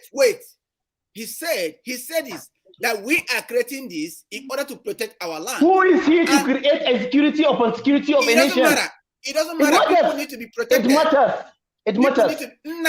Did he go through the process? I'm coming, please. You are sending a wrong signal. Wait, please. Wait. We have so many viewers that are listening to us. It's a prince. He's a prince, and he has. By virtue of custody. Listen now. By virtue of custody, he has the right to protect his people. This is our custody. By virtue of custody, Nnamdi Kanu have his right to protect his people. So if we go out of the law, he can go about the custody. He's a king. He's a prince. Okay? By virtue of that custody, he has right to protect his people. He created that security. Yeah. He's a king. He's supposed to be king. Which constitution? Which of the constitution are you talking about now? Tradition. Even by virtue of the tradition himself, Nnamdi Kanu have. Let me ask you a question, please. I'm coming, please. All traditional rulers in Nigerian context are under the state government. A state governor can decide. I'm coming. Do you even know how Nnamdi Kanu's father becomes a king? Do you know how? Forget what Kanu tell you. What they call it? Ojuza Kanu told you. Forget that. That guy is a stupid man. Okay. Wait. Let's cut that one. Let's go to the next one before Chief come out here. No, I have to explain. I have to clear the air. No, let me clear the air, please. What air? I have to clear the air. Okay. Hizbah was created when Sharia was declared in the north, and the constitution of the state give them the permission to create Hizbah.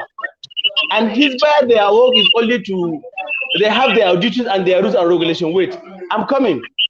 Now, ESN, tell me which constitution created them? ESN, listen. Yeah, which constitution created them? By the people. Which law? Listen. Which law created them? They are all volunteer people. And Nigeria, you allow. Mr. Lawube, I'm off, please. I'm off. Let's go one more. Now we are talking about scores awarded Nnamdi Kanu 1 billion. Yes. Now, Musa, I had the judgment. So good. So what did I think about the judgment? I saw something that I don't know whether the post is there. It's real. Someone saying that the government want to appeal about the judgment. I'm not too sure. Yeah. The government they hint up that they may appeal for that. So what do you think if court should reward Nnamdi Kanu 1 billion? So it means saying Nnamdi Kanu an illegal organization, terrorist organization, be rewarded 1 billion. I don't think how will you do that? How will I do that? How will you feel? You said IPOB is an illegal organization. I have what I'm going to say on this particular court judgment, so to say.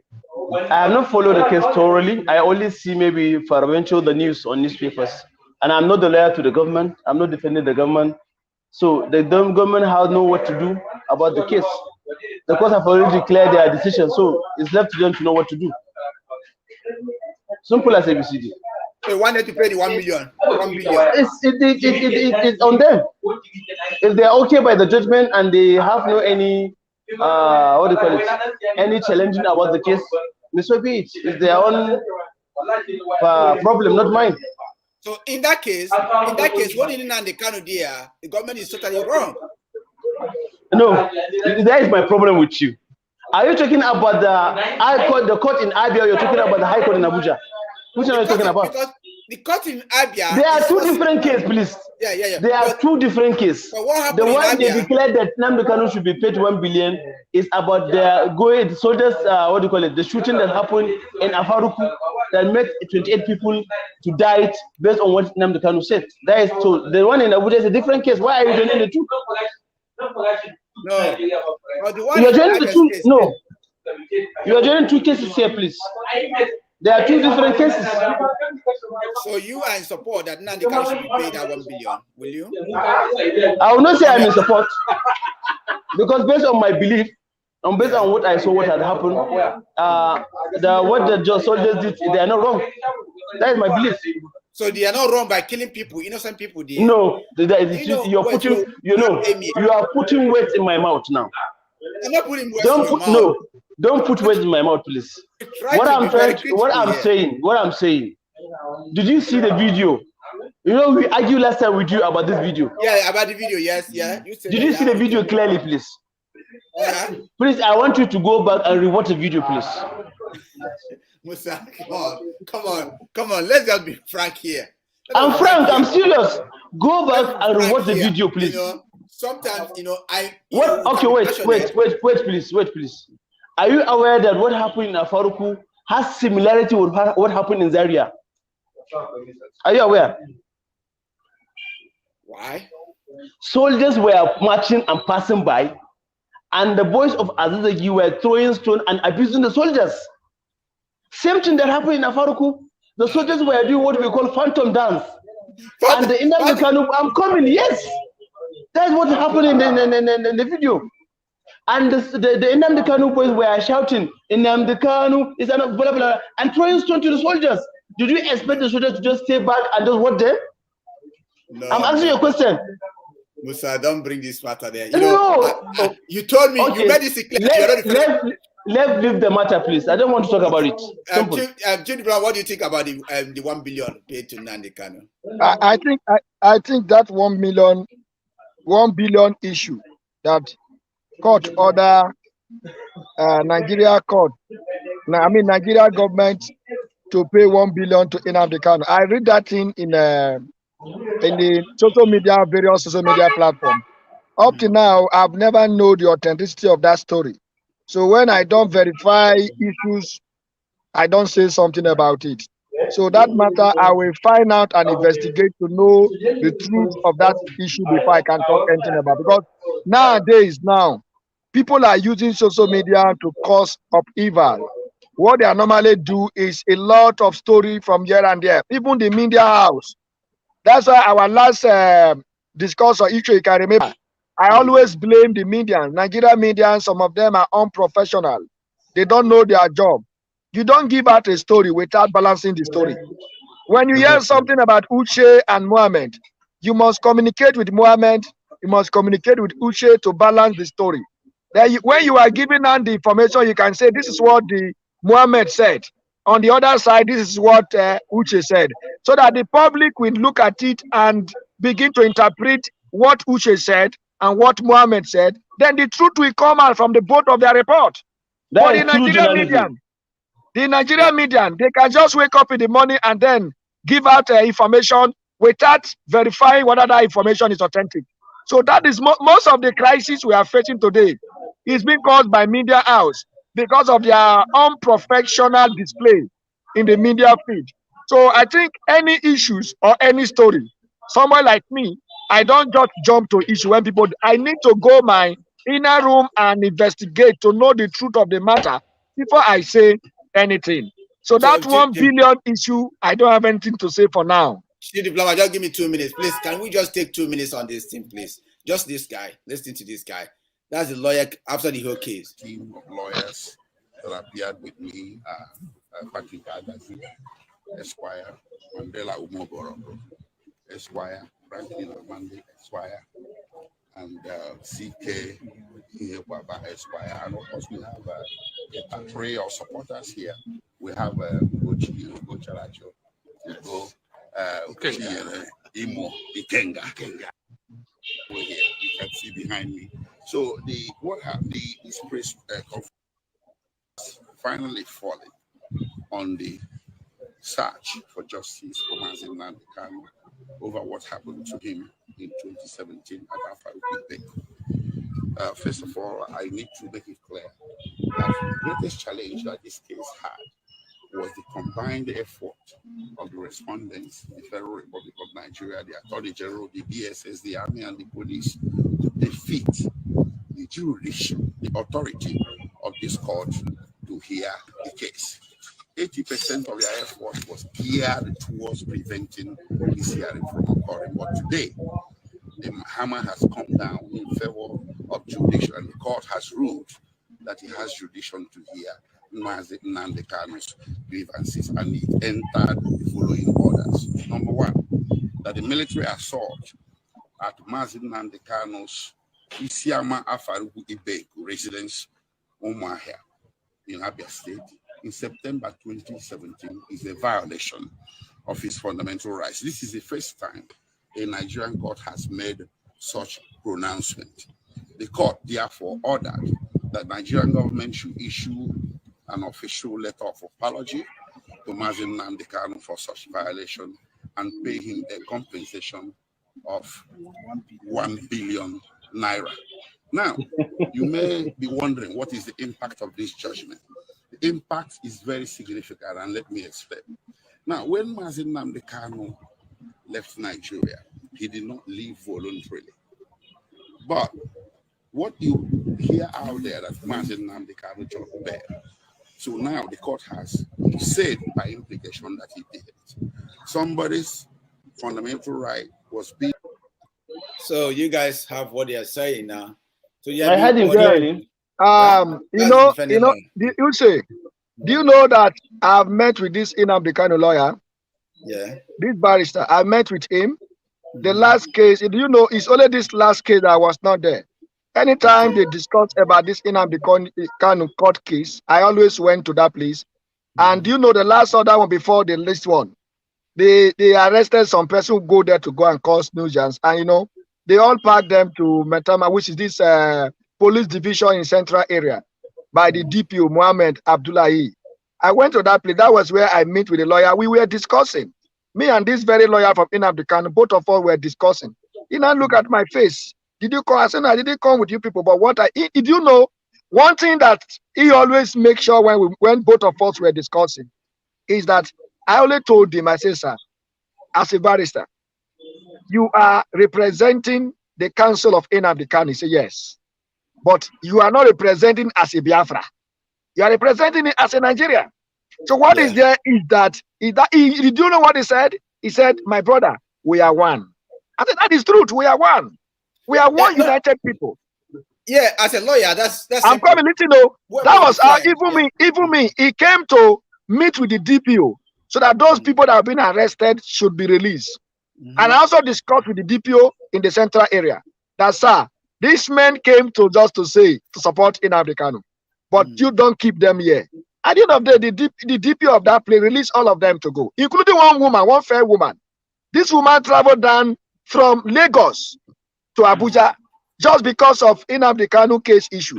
And I was interrogating the woman. I said, you can support Nnamdi Kanu even in Lagos. The matter is in a court. You are not a barrister. You are not part of the council of the lawyer that is always working for Nnamdi Kanu release and the court case. So if you are not a lawyer, there is no need for you to come here wasting your time. Allow the lawyers to do their work. Because some of you are coming here is a distraction to the lawyers. Allow them to do their work and let the law take its place. Yeah, but you know, I would like what we are seeing here now. Like I said, if this thing set a ground for Nigerian government, because this is the 41st time Nigerian government have actually been held accountable for their atrocity. Mr. Lawube, please. Yeah. This lawyer may mention one thing that I want to debunk now. You know, this my brother just said that passing wrong information is one of the greatest problems we have in this country. So the lawyer That's what I'm passed wrong saying. information. He said the Nigerian government tries so. Yes, he said the Nigerian government tries so hard to stop the case. If Nigerian tries so hard to stop the case, why was the case ruled? That is the wrong information they are passing. You know what I'm saying? Why was the court ruled today? If Nigerian government really is serious to stop the case, no any judge will be in that court. I'm telling you. That is the wrong information they are passing. Like last week, on the court day, I heard somebody saying that they are after his life. If really the government are after his life, you could not be there and be talking. This kind of information we don't want to be here from this kind of people. So you think that the Nigerian government have a fair hearing on this trial? If they do not have, why will the court judge declare sit and even declare the judgment? If they don't really want to stop the case. There's some case, there's some this kind of this kind of things. I don't want to be here. Musa, do you see that? Look at the order given by the doors. The doors that they don't want to see any of the Southeast states in Nigeria flag and Nigeria national item. Okay. You understand? Yeah. Now you are giving an order whereby there is a governor in that state. There is power that ruling in that state. You claim to be your own government too, but the Nigerian government still operates there because the governors are Nigerians. The House Assembly members are Nigerians. Even the councillors are Nigerians. The chairman of the local government area are Nigerians. And now you are saying there will be no flag. Now on that process, I'm coming to listen though. Now, if a local government chairman now raise Nigeria flag at the back of your own office, then because you are a Biafra, you went there to go and stop him. And when army or police begin to retaliate, then you now say Nigeria government has started. So there are some approach. Some approach are wrong. You understand me, my brother? Some approach are very, very wrong. Yeah, but what concern agitation between the national item and Nigeria flag? That's what I said before. I said it before that for peace, you know, we must value life. No, Mr. Lawube, you're not sincere with this discussion, please. Answer him directly on this particular issue. That's what I'm telling you now. Have you come out to the bunk? I'm coming. Have you come? No, please. Wait. You have to wait, please. Wait. Okay. You go on. Have you come out to debunk what the DOS said that Nigerian flag should be taken down, no national anthem should be sung in Southeast State? Have you come out to debunk it? Have I come to debunk your president before? I came here just to sound what is going on in the country and make it to public. I give the voice to the voiceless. You know, listen. To be honest with you, if I am a politician, you are a content creator, Mr. Lawube. You are a content creator. You need to have what we call investigative journalism. You are a content creator. No, that one is for Kim. Dr. Kim, don't give me that one. That one belongs to Dr. Kim. Dr. Kim is an investigative journalist. Please don't give that one to me, Dr. Kim. No, Musa, you don't understand what I'm trying to say. No, what I'm saying, I say you are a content creator. Every information you want to pass, it needs to be sincere and truth. My brother just mentioned here now. The OS give an order. They are not a sovereign state. They are not the governors. They are not the chairman. But they are giving order from online, saying that all Nigerian flags should go down. And you're not trying to go through that area. You're trying to maneuver your way not to answer the question. Phone is on. Just on. Mr. Lawube, you are gallivanting around the corner. Answer his question. No. Let's be honest with this. Listen. If this thing is happening here as a president of a country, that's why I say you have to. What will you do? What will you do? For me, I will call those people involved. That's why I say they have the other Kingsmen in Nigeria. Specialist people that are online, specialist people. Where are the people? Who are the leaders? You have Nnamdi Kanu there. Who is the leader? You can release him. If not for God's sake that they capture him from Kenya, will Nnamdi Kanu ever come back to Nigeria? Nnamdi Kanu always tell the president, no, let's be honest with this. He always tell Buhari that he's ready to face his job if they provide security. No. The guy always said this. No. Do you know? You see, the lawyer said this too. He always tell Buhari that it's always there. Nnamdi Kanu is not running. Buhari have access to Nnamdi Kanu. Yes, Buhari have access to Musa. You as I am now. No, let me tell you. Simple, Musa. As I am now, you have access to the government. Have access to me. All you can do is to go to the government of this country. You sue me, they will bring me in court. It's simple. It's not like Nigeria. You have to hide. You can't hide. Like here now, you sue me in court, they will bring you to court. You can't hide. It's not like Nigeria. Mr. Mbe, I have raised my case. My brother have just made my day today. I have raised my case. Anyway, let's just say this one. Musa, what do you think happened to IPOB? Do you think that Nnamdi Kanu still deserve to be there, or they need to set him free and allow him to face his trial? Nnamdi Kanu will be jailed and he will die. He dies what I wish for him. Oh, why will you say that? So you say okay. Do you know why I say that? Wait, do you know why I say that? The blood of those who died because of his lies and propaganda shall never let him out. He would haunt him there. I'll just ask somebody just for 1 minute. Sophia, please and please and please with one camera. If she's here to abuse anybody, we are watching her. No, nobody should abuse anybody in this place. I want people to share ideas. I don't like abuse. When we share ideas make people grow. That's why we go to court. We must not agree as a Mr.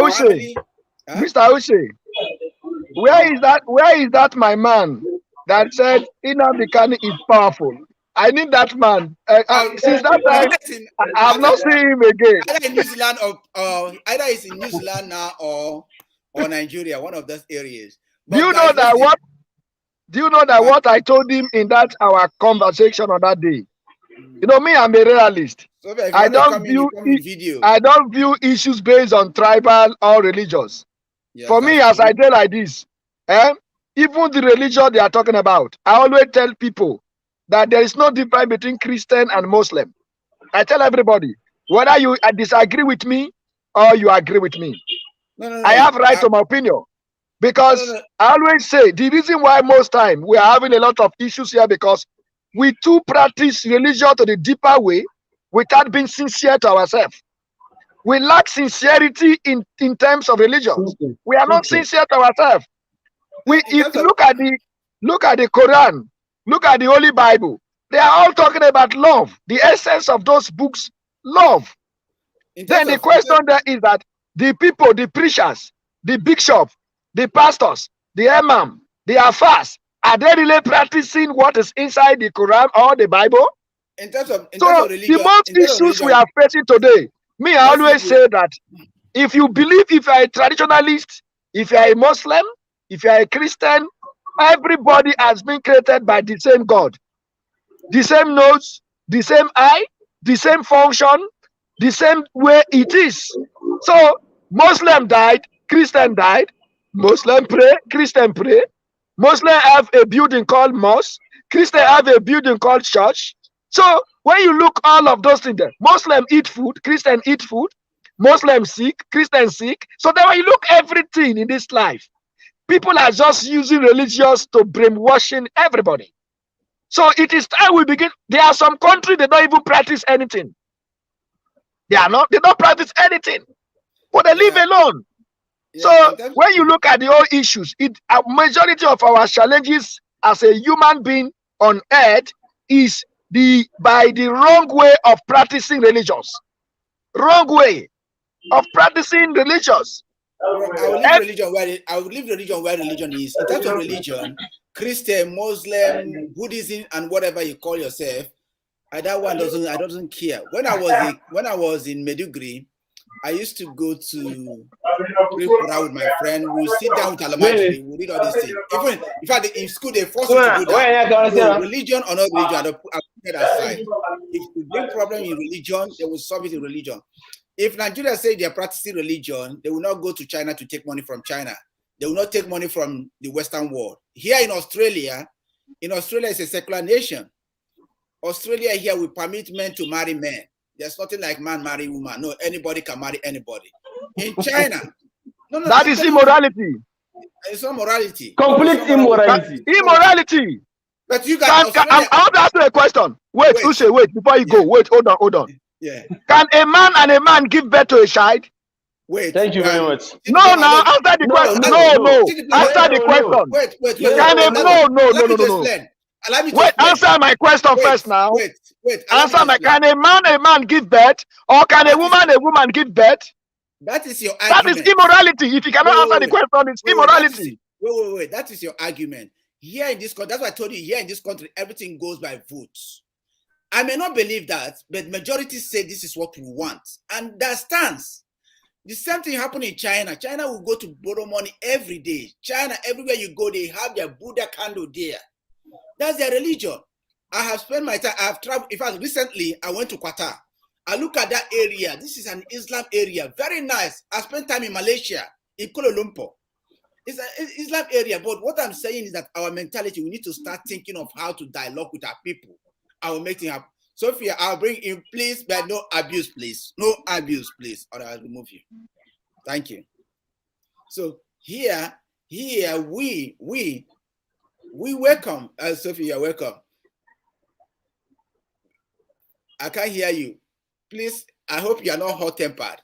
Yes, I'm not hot-tempered. Thank you for bringing me, because I've been waiting. Good afternoon, my brother, my Ijaw brother, and good afternoon to everyone. So I will not be hot-tempered. I come to ask this Musa question, this guy.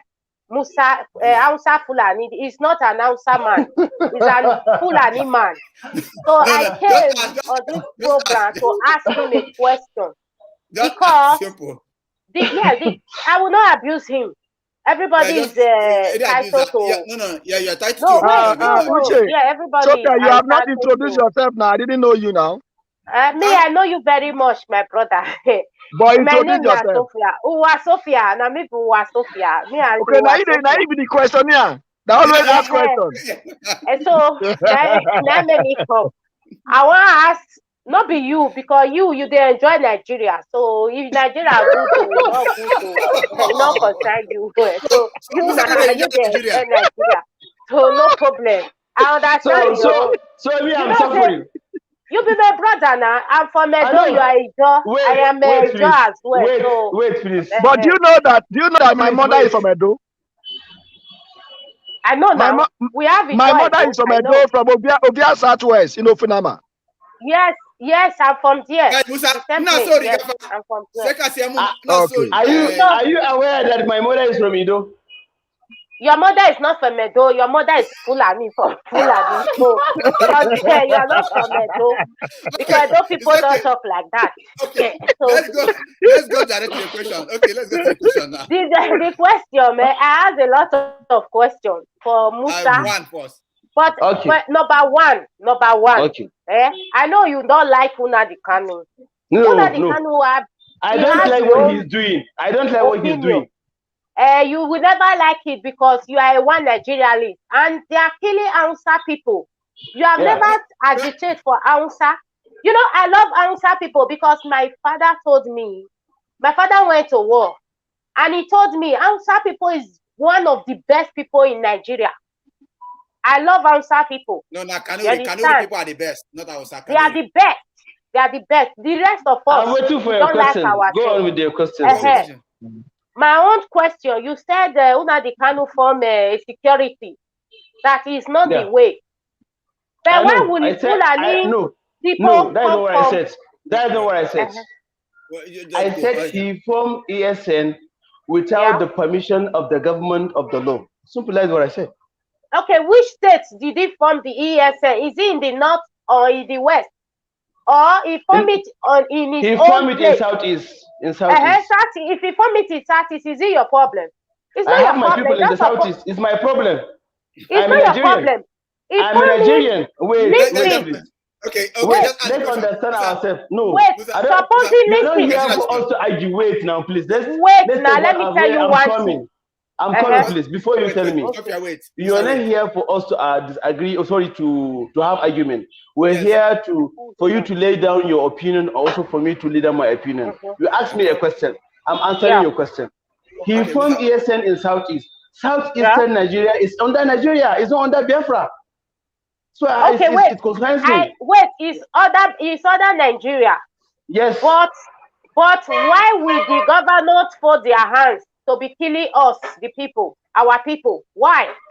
Before Nnamdi Kanu came then the people, about the you security. people should face the governors. Wait, okay. You face them. Wait, listen. Let me ask you another question. Okay. You were asking our brother a question, and he was not answering you well. That is why I come on board. Okay. In Australia, have you ever seen a certain group will be killing people in their villages and in their homes? Have you ever seen it? No. Have you ever No, I've seen not it? seen that. I've not seen that. Okay. But in Nigeria, only in Nigeria, it happened. Yeah. Whereby people will be going about their businesses. At the end of the day, their life is not safe. They are not safe as a people.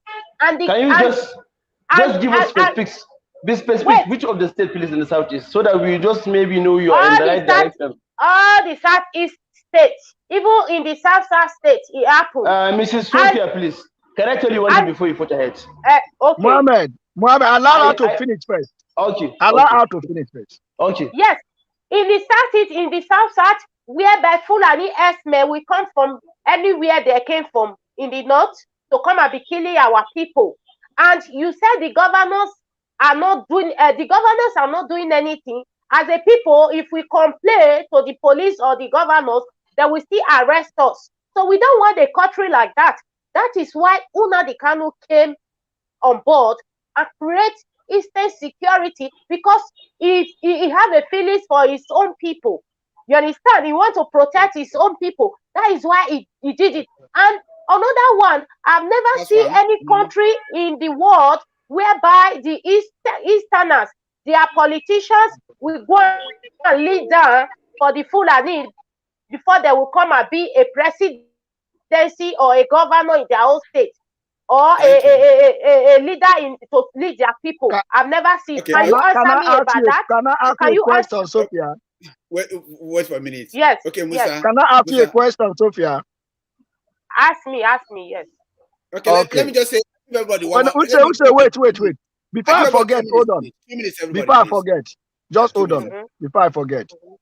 Yeah. Your explanation is clear. The question I want to ask is because of people are from the north coming to southeast and south and terrorizing the environment and killing people. That reason why Nnamdi Kanu set up a Eastern security outfit. Isn't that what you're saying about? Yeah. The question I may ask now, since the setup of the Eastern security, how many of the people they have cash and said these are the people that are killing our people? Good question. Yes, they don't kill anymore because we raised the alarm. They don't kill anymore. Suppose in those states. Wait, Mrs. Sophia. You see what is listen? They are killing our people. Wait for us. The killing less. Answer the question.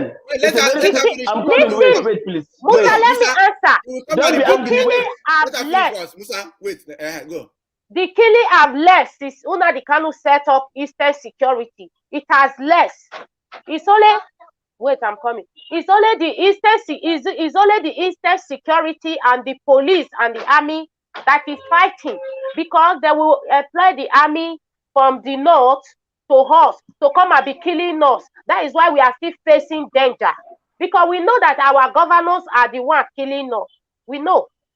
But let me also ask you. I'm coming. Please wait. Musa, okay, you gone. Musa, you gone. Mr. Lawube, are you aware that in the Bible that there is a chapter that says because lack of knowledge? I'm trying to portray. I'm coming, please. I'm trying to portray a point. In the Bible, there is a place they said that because of lack of knowledge, our people perish. Musa, listen. Let me give this is why the politicians, Nigerian politicians get away with things. Let's be neutral. You don't understand. I'm trying to make a statement. I'm trying to make a statement, please. No, don't because of lack of knowledge, our people perish. Now this information pass is a very wrong information and lies. If you know Nigeria very well, please. If you know Nigeria very well, please. In every state of the country, if the ascending army is a combination of all the tribes.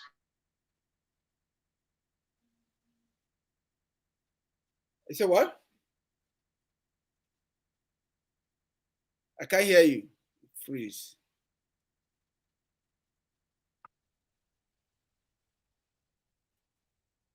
Okay, anyway. Can you hear me? Did you hear him very well? Okay. Can you hear me? Come back again. If you go to Maiduguri now, let me take example Maiduguri as a sampling method for my explanation. Yeah. Most of the armies in Maiduguri now are from southeast and southwest, even some from the Delta. Are you aware? I currently I may not. Are you aware? Just yes or no, simple, please. Currently, I got a brother who's still in the army. He's also serving around that area. But thank you. Wait, please. Do you know? Wait, let me. I'm coming. I don't want you. Let me tell you. You asked me this question. Wait, Musa. When you ask question, you allow me to answer. No, there are questions that only requires yes or no. Not for explanation. Yeah, no. When you ask me question, I have to, I have to deliberate on that question in order to make it clear. Because you are very tricky. I don't want you to just come and come back. Okay, I say no. Okay, if I say no, then what else? I say no. Okay, if you say no, it has been a tradition of the army and police that anytime they find a new recruit in the army or the police, they interchange so that everybody should be familiar with the territory, with the terrain. If, for example, an army is being employed in went for training in Maiduguri and has been employed in Maiduguri, there are so many issues that will happen. That's why they interchange them. People from Southeast will be in Maiduguri. People from Southwest will be maybe in Yola and other places. People from the Kano or from Yola will be in Southeast or in Southwest. That is the tradition of the Nigerian army and police. My brother knows about what I'm saying. Why is he trying to make a notion that it's only been they are sending Fulani people to kill their people in uniform? That's a lie. That is a lie. Number two, she made mention of the killing of Fulani in Southeast. Hello? No, can hear you. Yeah. Okay, I'm happy she came back. Everyone can hear me, right? Yeah, I'll get Musa. Musa, just 1 minute. Okay, yeah, go on. Yeah. Oh yes, please. I'm just watching this interaction, and I'm somehow baffled. Okay, why because, baffled? The question that was put forward to our sister Owa, I find it irrelevant because you should ask how many have they catch. I mean the ESN. Okay. I don't see how. Well, you have 2 minutes. You have 2 minutes, eh? Yeah. Hello? You have 2 minutes, eh? Just go to the question, yeah. Yeah, so what I'm asking is this. The person that is putting that question across to Owa, have he ever asked the Northerners or the Fulanis how many of our people have they killed and why should they invade our place and killing our people for no reason and we can't defend ourselves? Okay? You mean how many of our people? Wait, sorry. How many of our people they killed in the east or in the north? Because Musa told you that if east and south, okay, between the southerners, okay, generally southerners, okay. How many people have they killed? And do we have to allow them to keep on killing our people? So the question that was thrown to Owa, I'm against it. I'm not happy about that. Also, the Musa in question is intimidating you guys, which I don't. No, there's no intimidation. There's no intimidation here. It cannot intimidate me. Never. Nobody can intimidate my sister from a door. Nobody can intimidate my sister from a door. Mentality of the Northerners when they are in power. Okay, they believe that they can do anything and get away with it. This is bullshit. So you people have to say this guy did not have anything to talk. I beg. Let other person talk. I beg, bring other person to ask question. Uche, this guy does not have anything to talk. Wait, I am not finished with Musa. I have not finished. I know. Musa, allow her to continue. She was the one that had the floor before. Let her continue. My children, they drive me upstairs. Thank you very much. I am not finished with Musa. So my Musa, you said Nnamdi Kanu created an Eastern security. It's not a way to do it. We know our governors that the Northerners, they have bought our governors. Our governors is slave to a Northerners people. Because this my brother now from Edo, he know that we have a lot of oil wells in Edo. But Edo people, There are most people that is suffering in this in that Nigeria. So, Look at Ijaw. Look at Ijaw State. Ijaw State is not clean up. They will carry our money from Ijaw to go and be 50 Abuja and Lagos, and we host the money. Okay, so Musa, go to your question.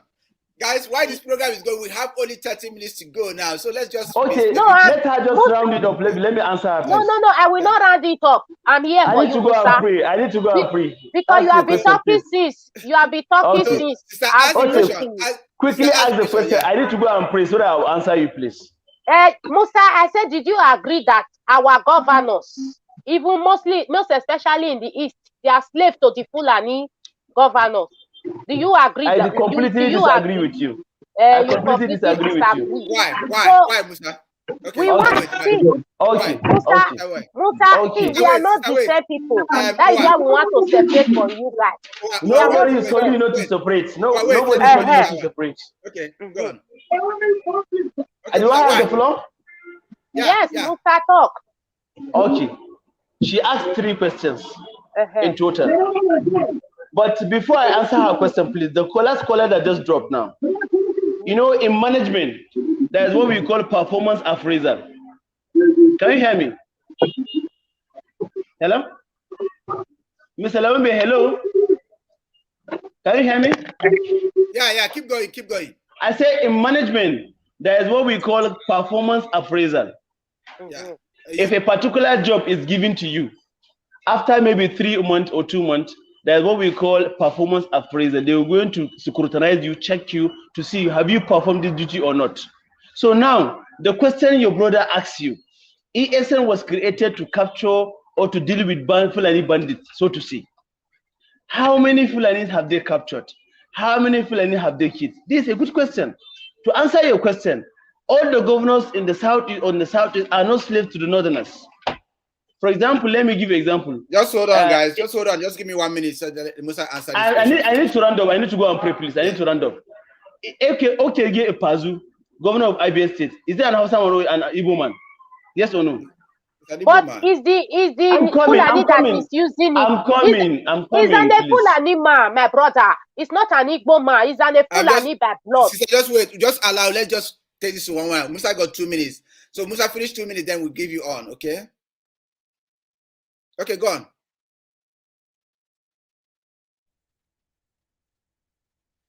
Yeah. He freeze. It's an okay, Zigbazo is the Fulani by blood. It's Fulani that is ruling Igbo people. If you want my own question, it's Fulani by blood because they don't value their people. They kill their people like run. Okay, yeah, I'll let you talk. While Musa is having his rest, or maybe he's freezing or something, let me allow you to speak before then. Okay. Yeah, because okay, Musa, I've come in again. Hello? Can you hear me? I'll just allow you. Okay, just go faster before Musa takes. Okay. Go on. Good afternoon from here, all the listeners. Yeah. This is Godson. Okay. From I'm here in Europe. I want to ask. I have 2 minutes. And I will explain some questions. I know. I only have 2 minutes. I need to go and pray. I only have 2 minutes. Wait a minute. Just 1 minute first, Musa.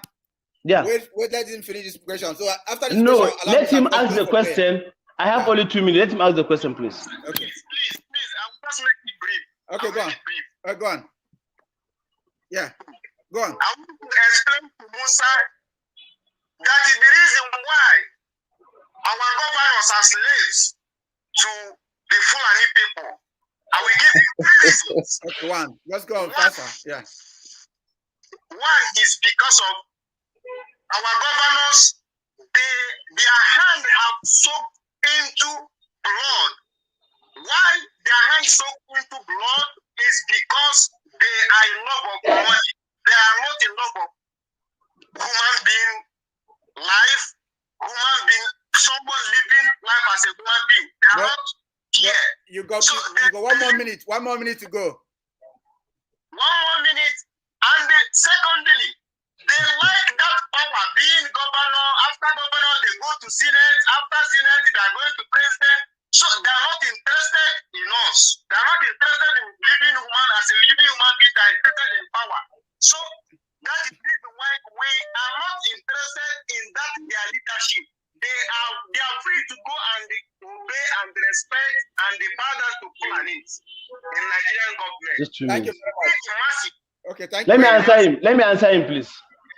Okay, thank you. Hey, Mr. Lumbi, let me answer his question. I would like to join from the beginning. So I will explain more things to Musa. So let me they will understand us. Thank you very much. Thank you very much. Let me answer his question. Okay, Musa, you handle other point. Mr. Lumbi, let's even assume. Mr. Lumbi, let's assume as they claim. Can you hear me? Let's assume as they claim that all the governors in Southeast are slaves to Northerners. Can you hear me? Please, oh my God, let me explain this thing now. We can hear you. We can hear you. Talk. He's distracting me. He's distracting me. Okay, let's assume that as you claim that all the governors in Southeast are slaves to Northerners. Let's just assume. Who elected them? Are the people in the Southeast. Then it's a very simple issue. Use your PC, vote them out. Bring someone that is not a slave to Northerners. It's simple as ABCD. Not need to be going around or gallivanting around the corner. People in the Southeast voted him to the power. If they become slaves to Northerners, as you claim, if they become slaves to Northerners, as you claim, use a PVC, vote them out, and vote someone who is not a slave to Northerners. It's simple as ABCD. So is that one clear? Okay, it's very clear. One more. Hello. It's not connecting. Okay, one more. Okay. Let me get this question. Okay, to answer the second question of Sophia, please.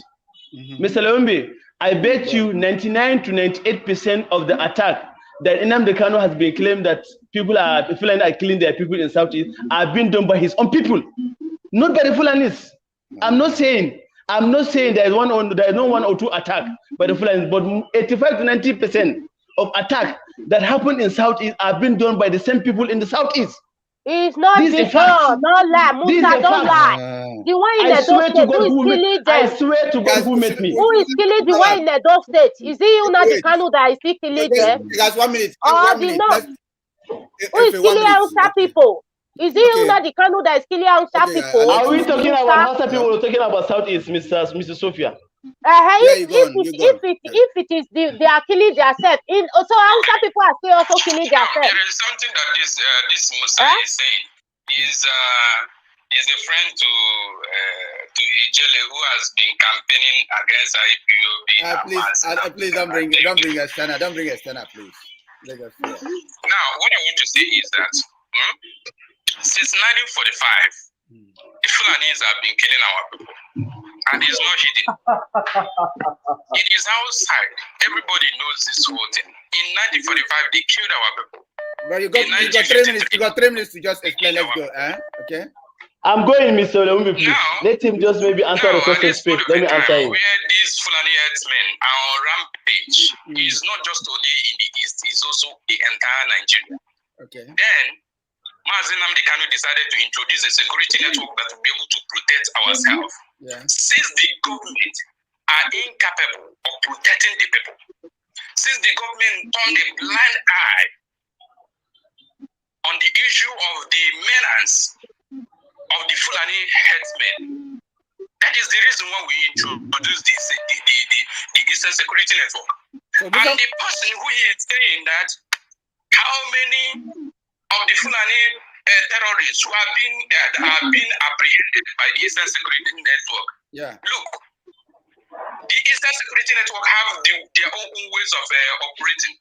They have their modus of operating, which is if they come to the camp where these Fulani terrorists are, whether they are with the cows or whatever, they ask them, you need to leave this place. We don't want to see you. And when they refuse to adhere to that instruction, that is when they use force on them.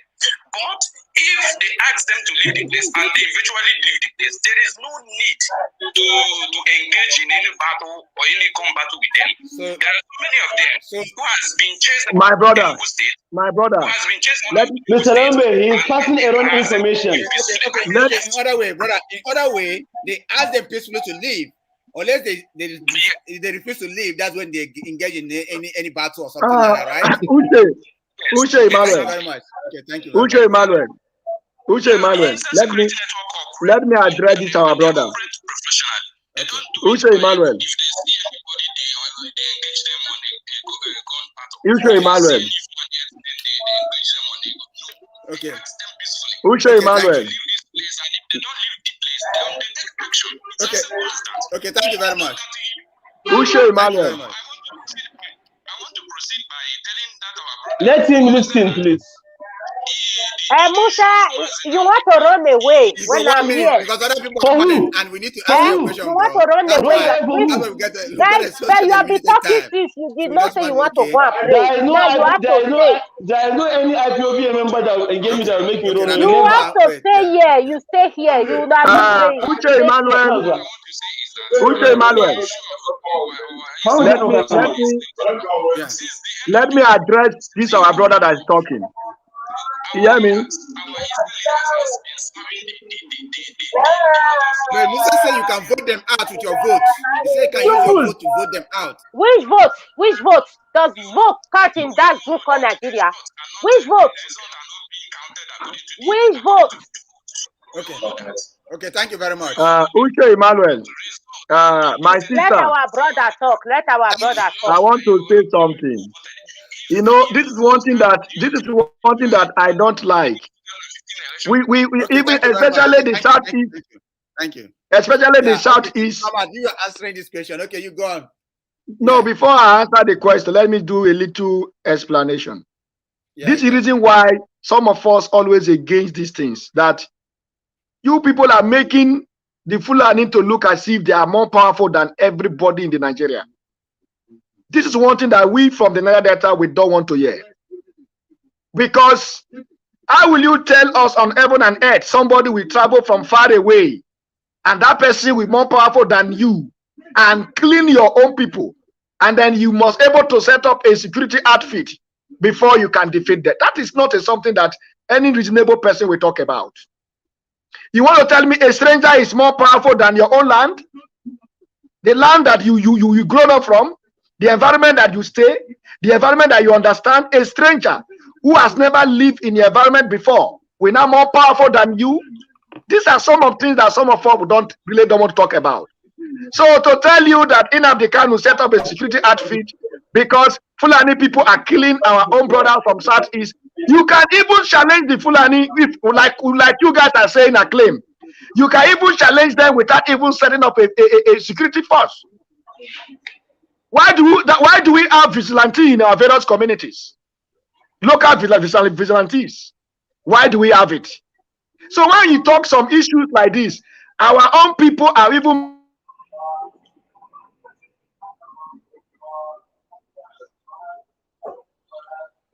making. You can see.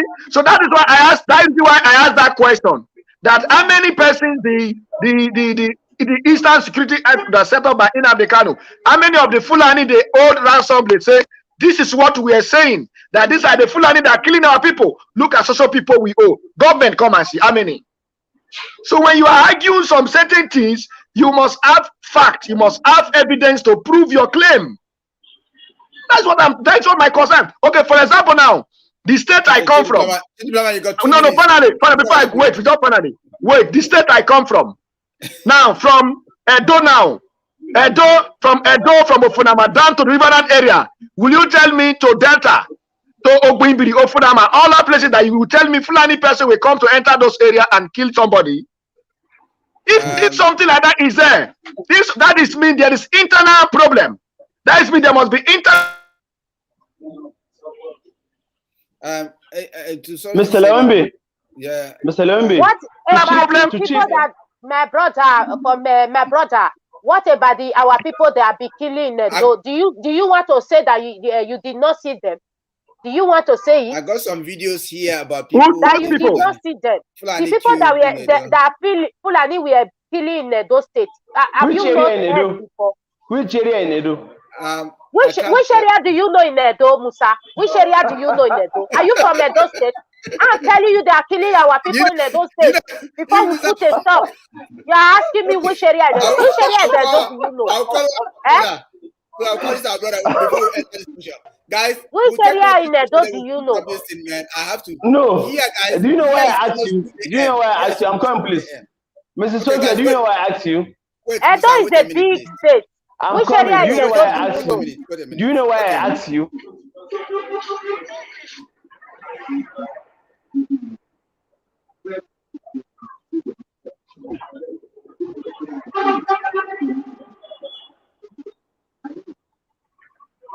Mr. Lembe, let me run on my thought, please. I need to go and pray. Which area in Edo do you know, Musa?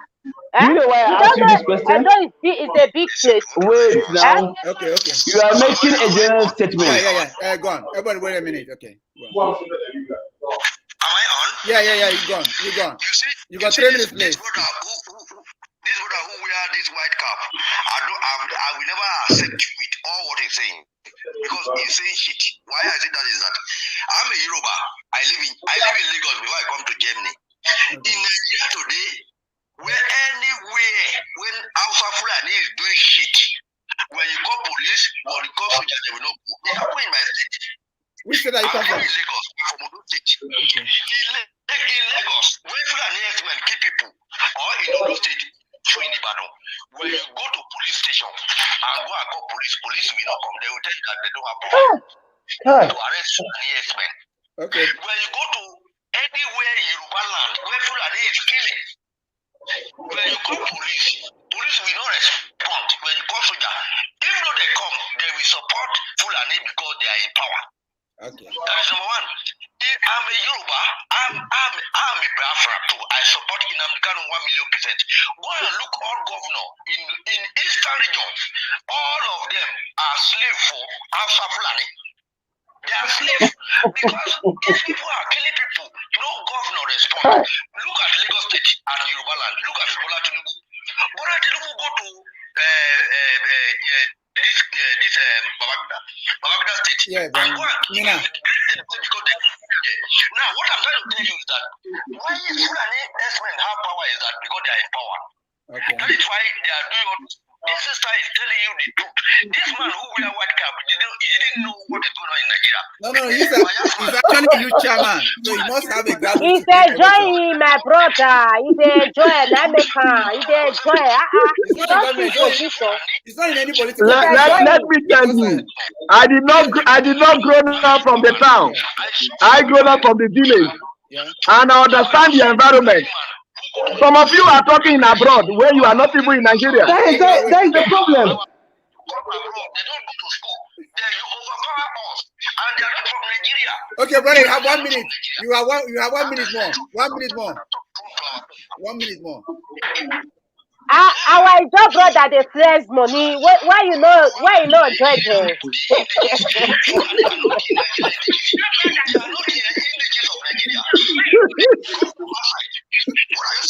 So me, I'm suffering, but thank you very much. Musa, you are not suffering, but your own are stupidity. You know they enjoy the money. Your own are stupidity. They are killing your people. You are joining them. Oh. You have the floor. You have 3 minutes to revoke please, this man. Let me just round it up in 2 minutes, please. You know, as my brother rightly said, most of them are not even living in Nigeria, but they will be giving you information about Nigeria, which is not possible. Brother, you understand what I'm saying? I'm coming, please. Mr. Lawube, I've made my statement clear. It's very simple as ABCD.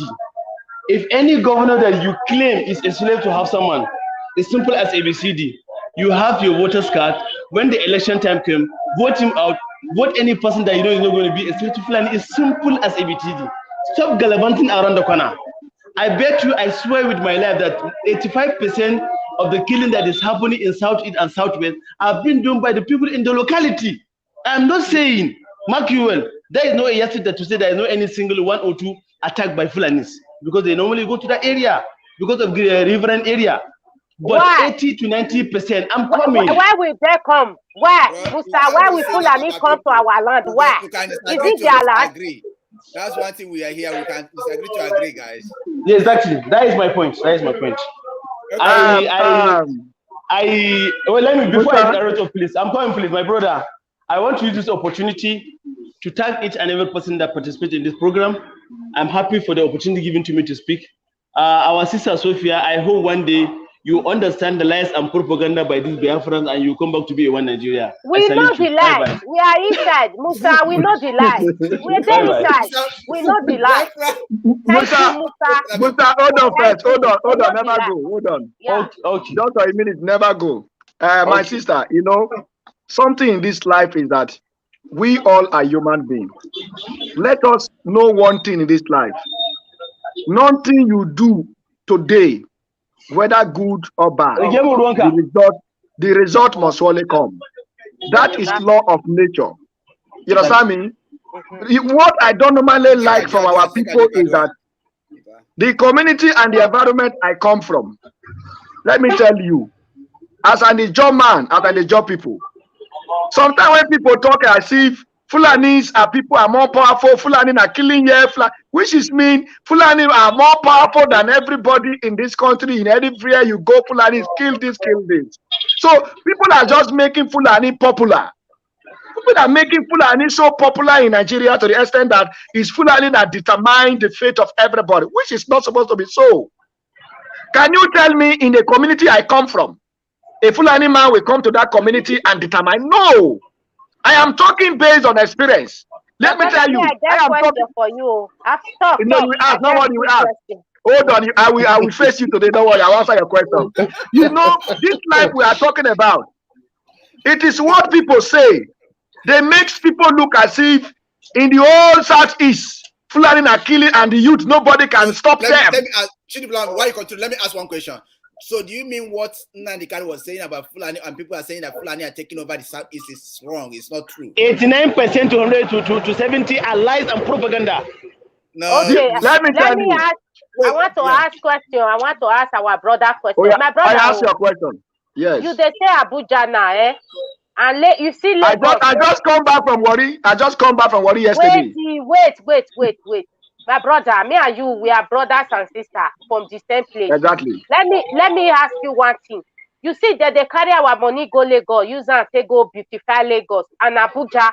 Then they forbid the Bayelsa State be the capital city, and they will use our money to develop that place, or Edo, or Delta, or River. Then they forbid, or Calabar. And then they forbid where you say will not be slave to the Fulani, and Fulani don't have power over her. Let me answer Why this are they question. using our money to go and purify Abuja? Thank you. Let me answer you this question. Let me answer the question.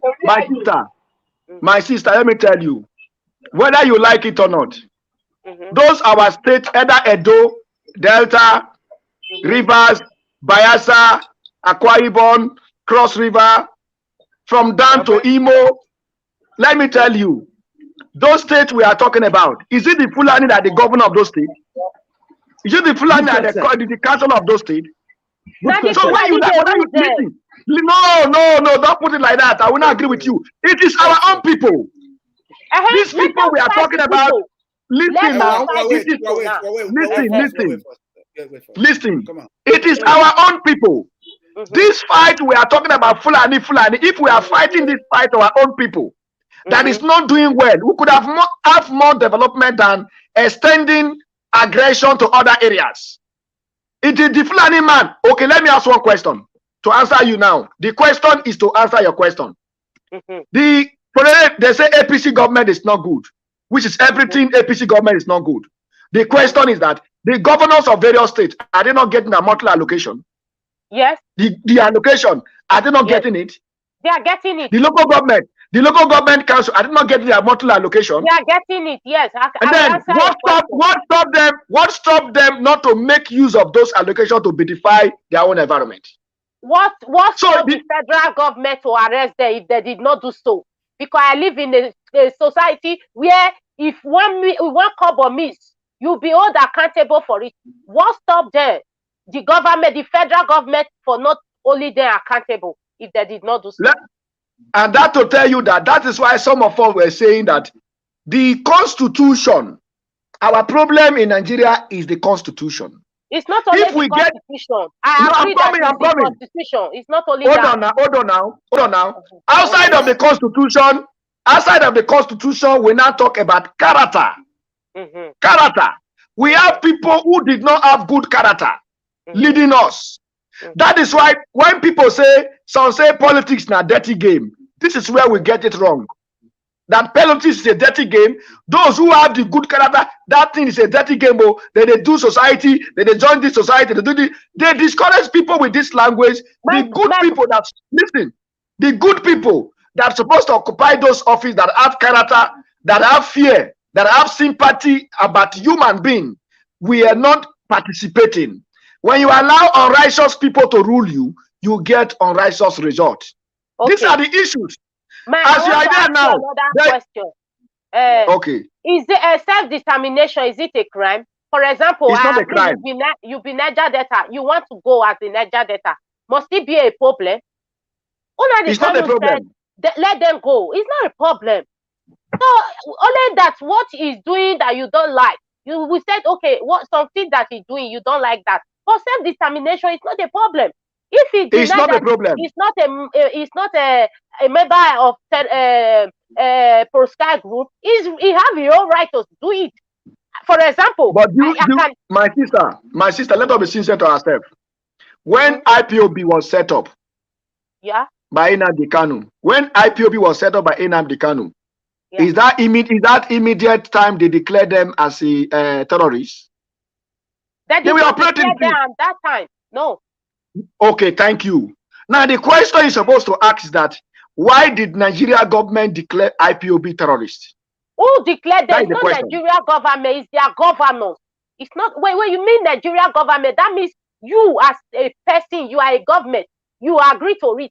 It's not Nigeria government, it's two of their governors.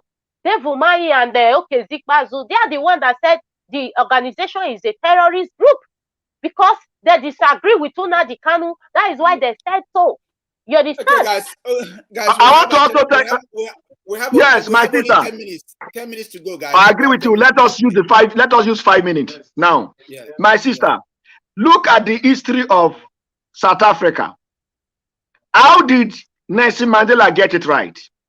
In every agitation, in every struggle, in every freedom movement, there are approaches you apply. Because you cannot be inside of a government and also create another government. It's impossible. It did not create a government. No. Nnamdi Kanu, he have said it many times. It's not a government. He's fighting for his people to go. He said referendum will decide our fate. He did not create any government. He have not created a government. And it's not only him that will do it. It's the people. You must agree. Me must agree. My brother Uche must agree. Musa must agree before we can say what that is the process. It's not one person that is saying it. Nnamdi Kanu did not create any government. Your brother, my sister, okay, that point you are saying now, look at this area now. Even the IPOB now, the IPOB is divided into different parts. Am I lying? Yes, of course. What caused it?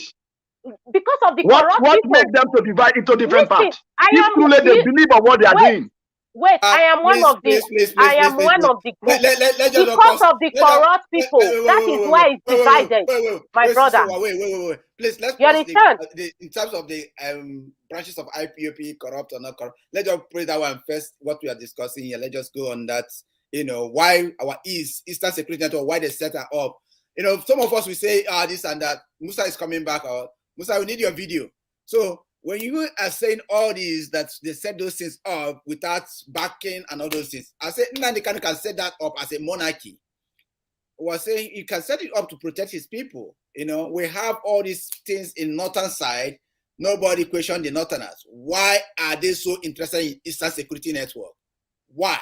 Self-determination is not a crime. In all over the world. It's not a crime. But self-determination does not mean that you will kill your own people. It doesn't kill his own people. You don't kill your own people because of self-determination. Wait, did that killing of a thing? Are they inside? My brother, look. They are killing themselves. It's not Nnamdi Kanu that is killing them. They disagree. They kill themselves. Look at what is going on now. Now Nnamdi Kanu say they kill them. They set themselves up in the east.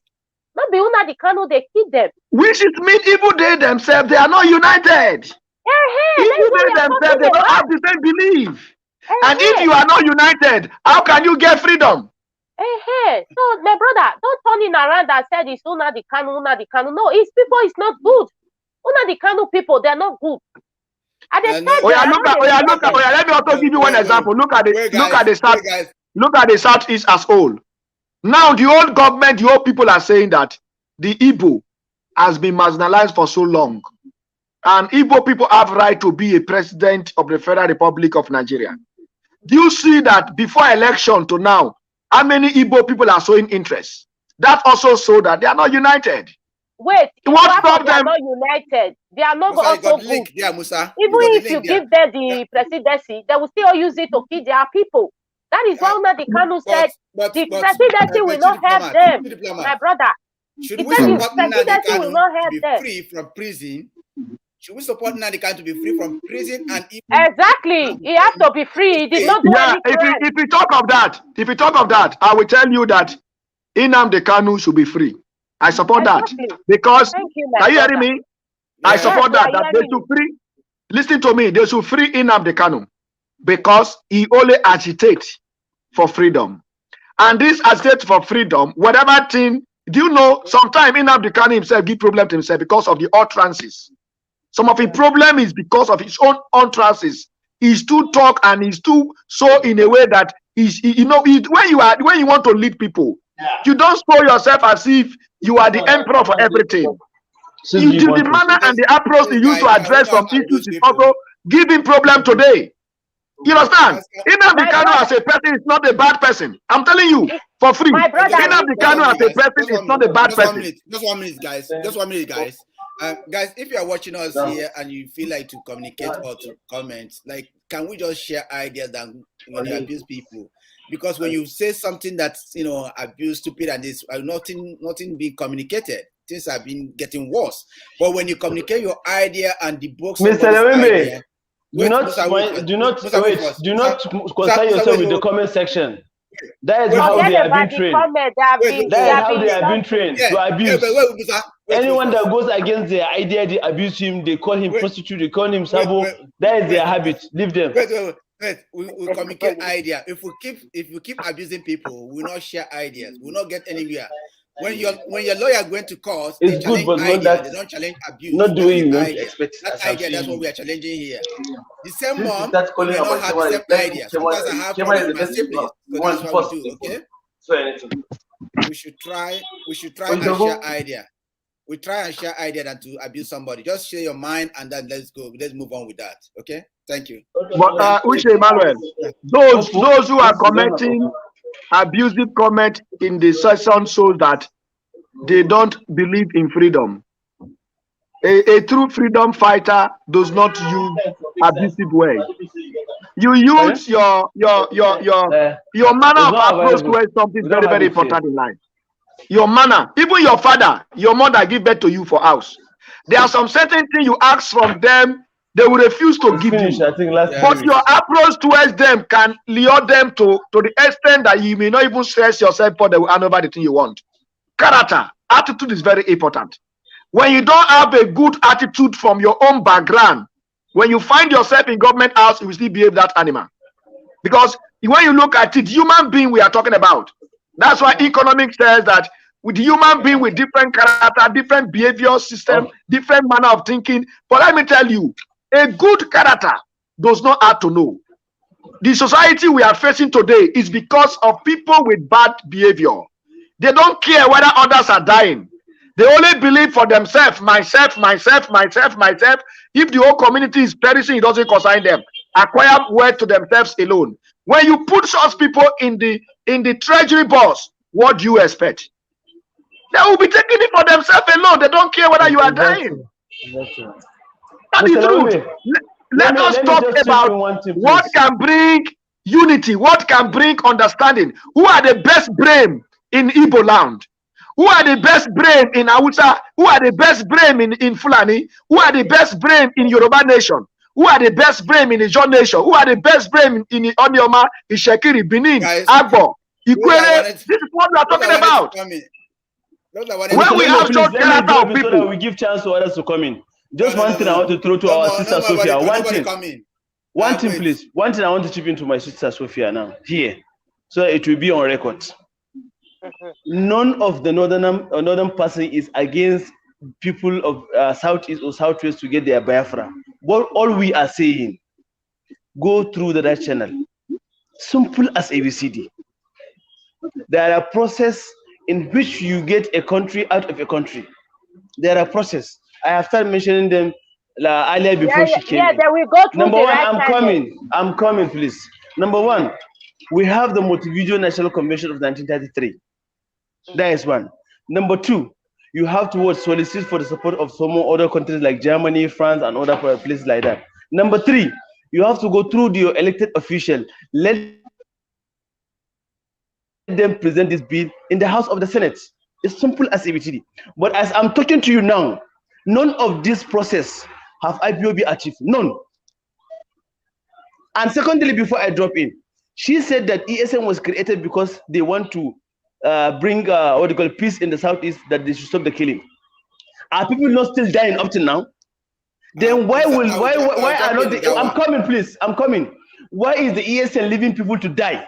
It means they are the one doing the killing. No. Musa, it's a simple fact. Musa, let me talk. My brother, Uche, let me answer him. It's not the ESN. They are the one doing the killing. Right now, let me tell you the killing that is happening in the southeast here now. Let me tell you, because I am inside. I know what is going on. Is the Ebubeago versus the ESN. And some of the no government versus the Nigeria and the police army. It's not the ESN that is killing them. They are the one killing the ESN people. Okay? It's not the ESN. They are fighting themselves now. When the Nnamdi Kanu created ESN, he created him to defend his people from the Fulani. That they were killing in the southeast. Okay, Musa, let me tell you one thing. Wait. After that, let me listen to that question first. If Nigeria is to be good, if Nnamdi Kanu get up and said Nigeria is bad, will you believe him? Let us be telling ourselves the truth. Will you believe Nnamdi Kanu? If Nigeria is a good country, they are not killing us. Nnamdi Kanu is one. Will you believe him? Let us be telling ourselves the truth, eh? If we don't say the truth, many things will go wrong. And Hausa people will still die more. We are talking now about the southeast. Hausa people is dying every day. Is it true or lie? Let us talk about those areas. We'll just talk about the eastern side. We are telling you the truth. So okay, we are not lying. I'll just leave this thing to run up to 3 hours. Man, I've tried today.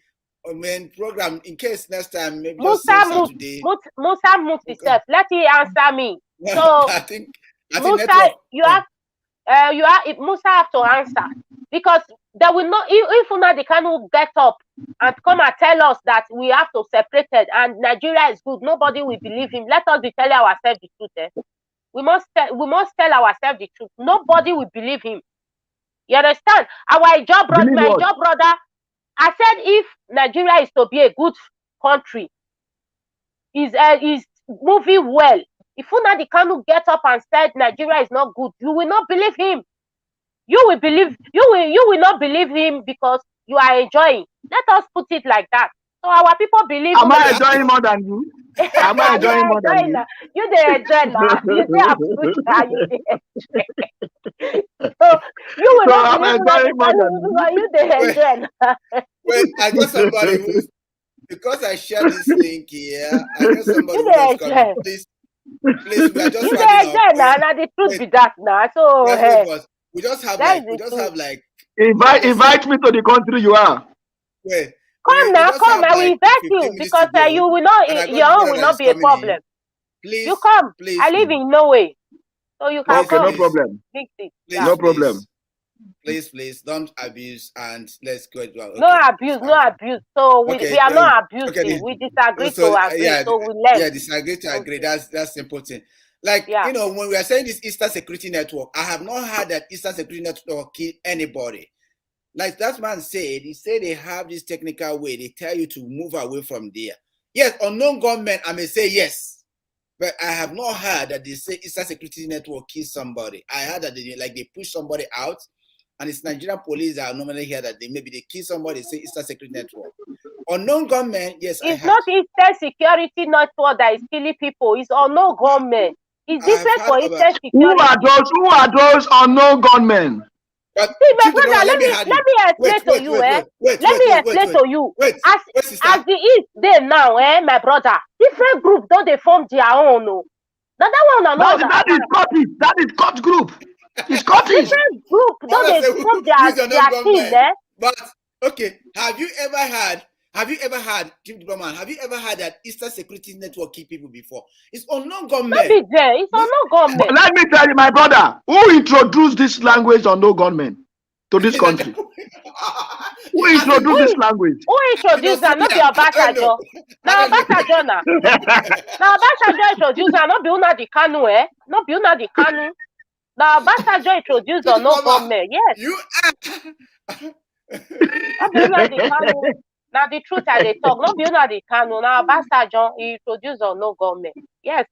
So, guys, we have tried in all these. I think before we say we go, I want to use this medium to say Happy New Year to my lovely sister. Because all this while she only asks questions through phone communication. This is the first time I'm seeing her one-on-one. So I believe that we may always disagree to agree. Why? Because even if children that give birth by the same father, the same mother, may not agree. Sometimes children can say, "Mommy, I don't want to eat egusi soup." The other one can say, "Na rice I want to eat." That does not mean that their opinion does not count. Everybody's opinion is count. But when the mother says, okay, the mother says, children, yes, mommy, let us have it, a family meeting. Then on this note, children, I know you asked for banga soup, you asked for egusi, but the money we have is not enough to get this thing. So for this reason, we must use this money to cook so and so. When everybody agree, there will be no crisis. On that note, if the mother decide to go and buy egusi and cook, the other one will think that is more superior than the rest other one because he measured egusi and the mother went to market and cook egusi. So if there is understanding among we as a people, I tell you, there will be less argument, less agitation. That's why I'm saying that even the Biafra agitators, the Biafra supporters, me always, anytime I come in, I always say that I don't against those who are Biafra supporters. I don't against anybody. I always talk about the approach because you cannot create war inside your own house. So and if not, what approach are you talking about? What approach? Thank you. The approach we are talking about is, I have given several examples before, but let me give one again. The kind of youth we have in the Southeast. The Southeast is made up of 5 states. As far as the content of Nigeria is concerned, these 5 states, Nnamdi Kanu as a person have people from down to all the 5 states. He has boys. My question, and again, the area I'm talking about is that you could have applied diplomacy, setting up security here and there. People will look you as if you have a different plan outside of the agitation you want to do. And not everybody who are supporting the Biafra, mind you.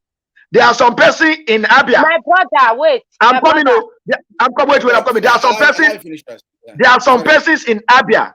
Nnamdi Kanu is from Abia State. It's not so. There are some persons in Abia when you say Biafra, they will say no. And there are some persons when you say Biafra, they say yes, including to Eboin, down to all the 5 states are made up of Eastern Zone. But the area I'm talking about, when anything talk about government has power. You apply diplomacy to conquer government. In what way? This is why I said Nnamdi Kanu could have made use of in population strength. If you say election don't count, if you want to do election in Abia and all the youth say this is the person we want, would they force them to get it? It's the same youth that they normally use to manipulate the process. It's the same youth. Chief Diplomat, you mean Biafra is only that 5 states? Biafra is not in South? We are Ijaw. My brother, no. wait. We are Ijaw people. You can't tell me my Ijaw. You can't tell me my door or Biafra is Biafra. No, I would disagree with you. We are Idu people. We are Idu people, my brother. We are all of us. We are Idu people. Biafra is given by our brother Ijaw, but the Ijaw people said they are not Biafra. So that means Biafra is the fake name. We are Idu people, and we are one people. Even Nnamdi Kanu cannot even argue it. My brother, we be Idu, I beg. We not be Biafra, of course. We not agree Biafra. Okay. We now Idu. We are Ijaw people. We are Idu. Let me leave that one. Okay. One day, let me leave that one. I leave that one. I've heard that name. Idu or not Idu. We are Idu people. Yes, that is our ancestral name. You understand? Before they come and divide us. Ondo is our own. Lagos, we are the owner of Lagos. So we are Idu people. So we are Idu. Okay. We are not Biafra. If you look at from the beginning, we had the Biafra. Edo and Delta were together. Then it was called Bendel. They are all under Midwest. Then Midwest. All of us, from we are one people. We are one people. Coming now. Yoruba people that is dividing us and the Fulanis. Now we are one people, my brother. Forget Midwest, forget Bendel and all those. Now you might be calling that name.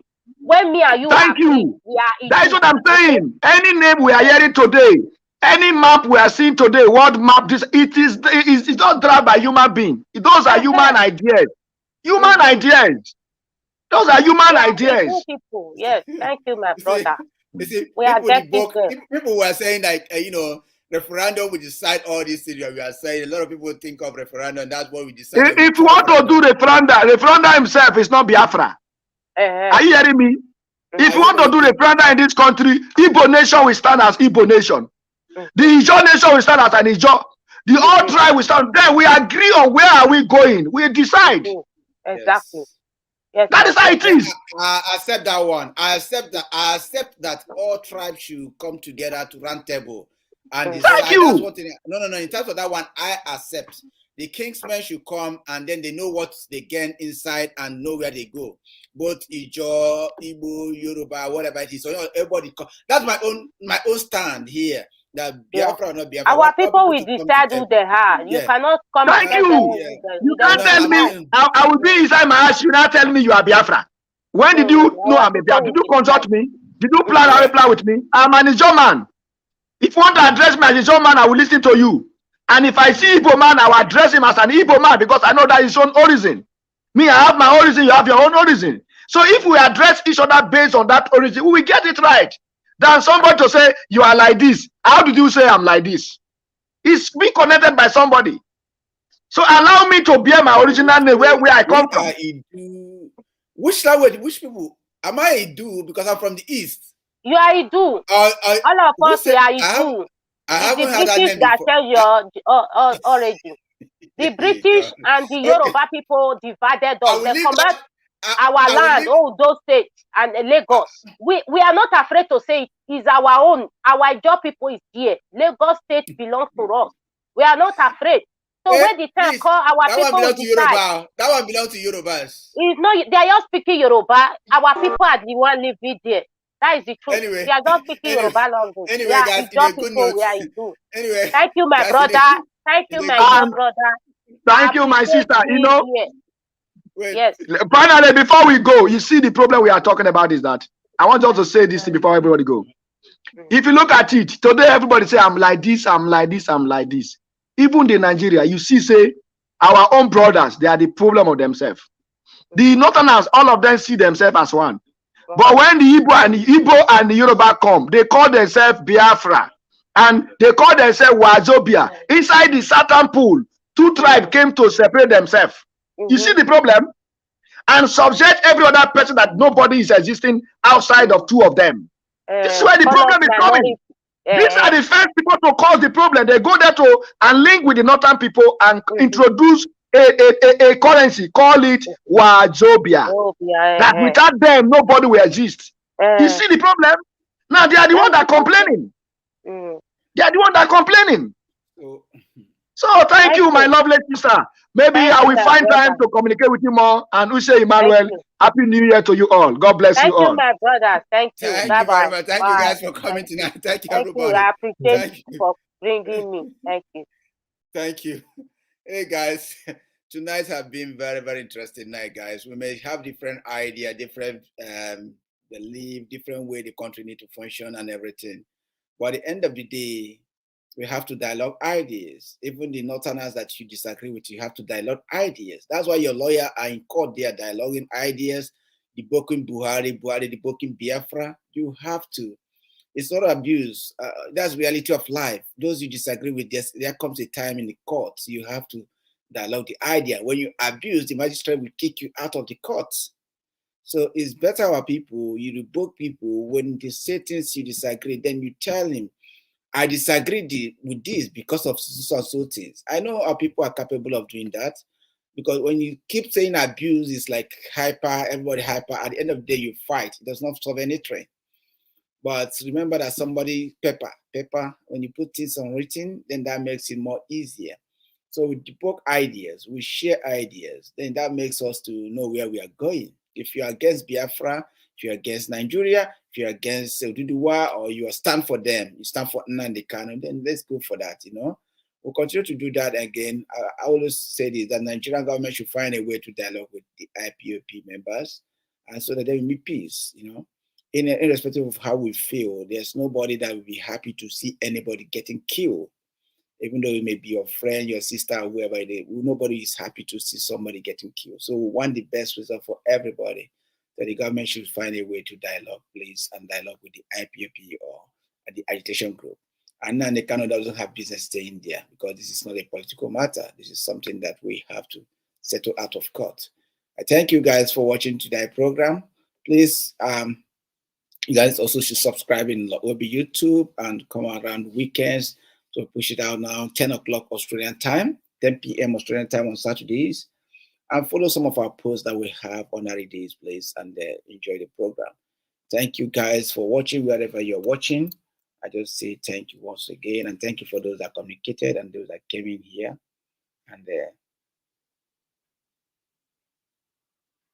And those that come in for here. Thank you very much, and enjoy your day. As we're trying to go. In terms of threat to his life and the threat to safety, such a person cannot be held to jump there. So this judgment is of that impact for now. We're going to study the judgment and come out with further positive impacts that are inherent in the judgment. One of them will be, of course, that the bench warrant that issued in Abuja against him, stemming from that python, from that attack at his home in 2017, may now have to be vacated, long, broad, tongue, relating back. So we have to have this issue in mind. This very fact has to be made clear. So because his travails today, that is in detention today, is because guys, if you're watching, let's go to Nnamdi Kanu. Simple words before I turn off this conclusion that this is just a simple word. Please, like I said, remember to join us. Thank you for watching, and please remember to subscribe to Lawube YouTube and like the page. Follow anyway. Let's just listen to Nnamdi Kanu himself. Issue that will be. Nigeria is not a civilized country. People behave like animals. They are not reasonable enough. They're not disciplined enough. They are not mentally developed enough to run a transparent civil society. For them, they have a feudal mindset where you have the ruling class and, a multitude of poverty-stricken people who never utters any word in rebellion or to even ask questions about their plight. That is one thing we are determined to challenge. Don't you think you insult a lot of Nigerians with that? I'm being very kind, to be honest. I could have used far more harsher words to describe them. Thank you guys for watching. Thank you guys for watching, and enjoy your day. So thank you very much. See you once again weekend.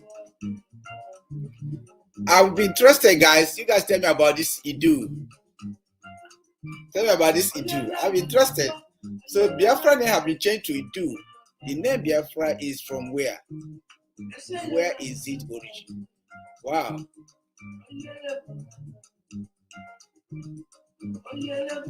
I would be interested. I would look on more to know what he do or not he do. So why you give me more idea about the he do? I'm interested. Can somebody tell me what he do mean before I go? Just 1 minute, right? Can somebody tell me what he do mean?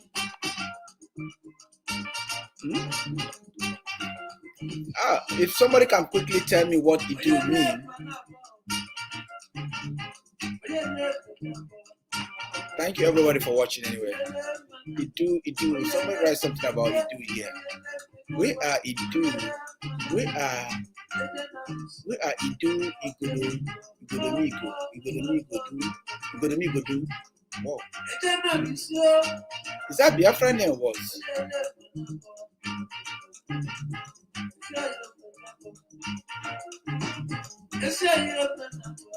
If somebody can give me the meaning of that, I will be very happy.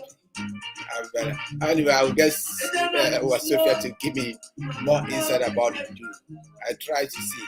Thank you guys. As you know, our comment continue to go. I will try to read the comment. I'll stay safe. Remember, Lawube, all the best. Thank you very much for watching. Bye.